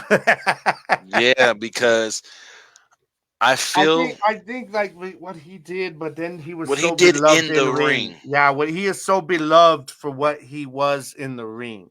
Like for what he did fans in the just ring, yeah. yeah, but for what he did outside the ring, I think kind of trumps his being in the Hall of Yeah. Fame or being on the game. Yeah. Because you gotta And imagine people. there's people and there's people that argue for both, man. Like I see people that say, "Oh, we just need to just, forgive him now and just put him in like he deserves it for what he did in the ring." But then there's other people that are like, "No, like what he did." And I see both sides. I I do, do. but I'm just like, you know what? I'm cool with it if y'all just give me all the animations and everything to create him myself if I choose to do so. You know what I mean? I'd be cool with that. I'd be Yeah, so cool with that, bro. Just yeah, let me make the character. yeah. But Even Owen if I Hart don't get definitely the has to be it. look, even if we Yeah, don't get the look, give yeah, me his tights. You yeah. know what I mean? Give me his boots. Give me Give me his give me the animations, Cropper where Chris he's yeah, face yeah. or Cryptic the crossface. Crippler crossface. Give me the headbutt from the top rope Mhm. finisher. You know what I mean? Let me make Chris Benoit, or as Yeah. my boy Chris Benoit. Jericho used to say, Chris Benoit. Benoit. I'm like, God, Jericho, you know your Canadian ass knows how to say it. Come on Right, now. because it's Canadian, damn it. He Yeah. said, "Yeah, Chris Benoit." That was I freaking loved it. Chris Jericho, man. But Damn, I Owen love Chris Hart definitely Jericho. deserves a spot Yeah. in the Hall of Fame. He deserves a spot as a downloadable character on any out games right now. Yeah, the flying. He said the flying CTE. I can't. He called it the flying CTE That's headbutt. pretty accurate, though. It is, but definitely Owen Hart definitely deserves to be in the WWE Hall of Fame, and he definitely deserves to be on the cover of a WWE 2K game. Yeah. Just make hell, give us a whole DLC pack, or you know how they had the John Cena shit where you can go through and play matches of John Cena's career and shit like that. It unlocks different versions of him from different. Do the same thing for Owen Hart. Give Owen Hart I a want a whole DLC special pack that gives you the entire Hart Foundation. Hart tree, Hart family tree, all in one DLC pack. You get Owen Hart when he was with the foundation. You get Jimmy Andrew when they were with their gear, everything. Yep. British Bulldog. Yep. Yeah. Everybody. Give me all that DLC, man. Shit. You've got give us the stable. Give us the faction, the stable, exactly. and their intro with them carrying the Canadian flag and shit, and all of them coming out in their leather jackets and all that with the fucking Hart Foundation logo on the back. The Oakley's, you know what I mean? Yeah. The shades, the Bret Hart shades. Like, come on now, you got to give us something. You got to, definitely. But Familia, we will be back next week. This is the Gridiron Podcast Show. I am Jersey the King. To my left, OG, double OG, triple OG, super gangster OG. You know what I'm saying? The wicked one, Gabe Garcia. You already know what it is, man. Yes. And as we do every week, let me make sure. It sucks being on this laptop, guys. I'm going to tell you that right now. It really does. I hate it. Because when I try to go to certain stuff, I can't move as fast as I would if I have a scrolling mouse, But if you guys want to follow, ain't no if, go and follow Double G on all his social media outlets. I will make sure that he sends me over the information for the Renegades Fan Nation page so that we can throw that up there for you guys. For all you Arlington Renegade fans out there, make sure you go and join the group and go and like the fan page as well, because the show is coming. Yeah, because what I'm doing with the group, guys, is between the page and the group, the page is going to be more about putting out some, news, keeping up with the news, whereas the group is going to be a place for all of us to go in there and just post stuff, post memes, talk about things, or anything Renegades related. So, yeah. There you go. And, of course, catch the Gridiron Nation podcast every week on Tuesday evenings. Yes. Either catch it on Spotify or all your listening platforms, or whenever he's live, definitely go and catch the live VOD shows. Yeah, this Tuesday, y'all, it will be recorded on Tuesday and dropped on Tuesday night. So it'll be available probably about 9 p.m. Eastern time. So just be on the lookout. Go on to the Spotify page or iHeart, wherever you get it for Gridiron Nation Podcast, and just hit the subscribe to the alerts button, and you'll get the alert every time I post up a new episode, y'all. But it'll be available on Tuesday evening. Yes, sir. Mike, that wouldn't be a bad idea. That would actually be kind of smart. Hey, and we've got NCAA football coming back this year. 2024. I love it. Yes, sir. Yeah. Yes, sir. And make sure you guys send your fan mail questions right there to Gridiron Nation Podcast, or excuse me, the Gridiron Nation. Oh, no, wrong one. Sorry. Gridiron Nation Podcast at gmail.com. It gets confusing because they both for Gridiron for Gridiron Nation fan mail questioners. And for the Gridiron Podcast Show, send your questions over to the Gridiron Podcast at gmail.com, and we'll get those questions asked and answered on the show like we do every single week. And with that being said, live from Las Vegas, Nevada in the Gridiron Studios, as well as Las Cruces, New Mexico, and Gridiron Nation Studios, this is your boy Jersey the King. He is the wicked one. OG, double OG, triple OG, Gabe Garcia. Yes. Until next week, my people. Gabe, take us out, brother. Well, until next week, when we see y'all between now and then, you're going to get through your week this week, y'all. Whether you're going to work, school, whatever it is you got going on, you're going to be dealing with some things every single day because life is not perfect. We know this, but we got to continue to keep putting one foot in front of the other and continue to just keep walking on, y'all. That's all you can do, because when you just kind of lay down and let it walk all over you, then that's when it's over, man. And that it's never over for us. You know what I'm saying? So what you got to do, all you got to do is adapt, guys. Whatever it is you got coming up this coming week, whatever it is that's going to get in front of you and stress you out a little bit, all right? Just take a step back, look at the situation, and say, okay, how do I adapt to this? How do I flow around this? How do I get by this? And it'll come to you, man, whatever your situation is. Just make sure you think with a clear head, all right? Because in the words of the great Bruce Lee, all y'all got to do is be water, my friends. Water, my friends. That's right. Holla at your boys.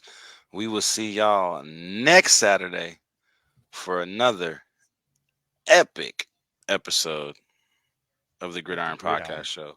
It's all one love. And again, check my boy Gabe out next Tuesday on Gridiron Nation. And we will catch y'all. Have a great one, y'all. Peace out.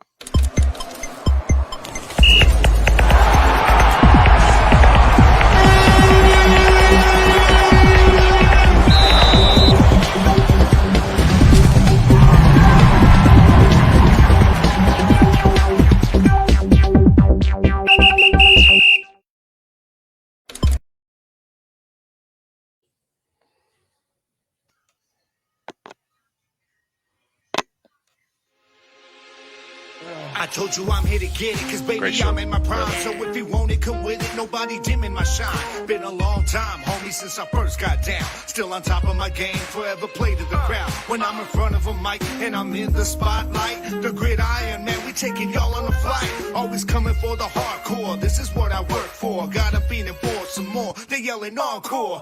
Verbally, I'm bringing heat to the streets. The flames spit in my squad, nothing but winners, and you'll never see a quitter. Cause adversity is part of the plan. Just as sure as you go, always bob your head to the jam. So turn your volume up. You can see me up on your screen, kicking knowledge like you need it. Y'all some football fiends, bringing heat at 100. We the realest around. Welcome to the Gridiron, baby. It's going down now.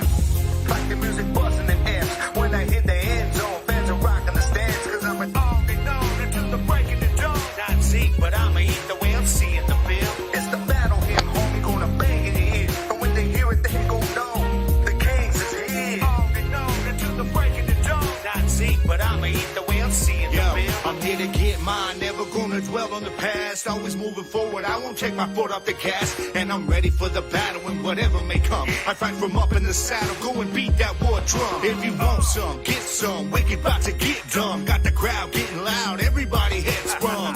Hitting hard and coming stronger like a buck from a gauge. Like Micah, I'm a lion busting out of my cage. Cause y'all ain't holding me now, I'll break your bury you down. Go and check your books, cause there ain't no play to be found. They can counter what I'm bringing, you ain't figure me out. Hitting suckers from their gut to their chest and their mouth. And now we steady climbing up to the top. You trying to get on our level, they watch your ass get dropped. Yo, it's your boy on the track, the OG double G. I'm rolling with the heavy hitter, yeah, that's Jersey the King. Let's get it.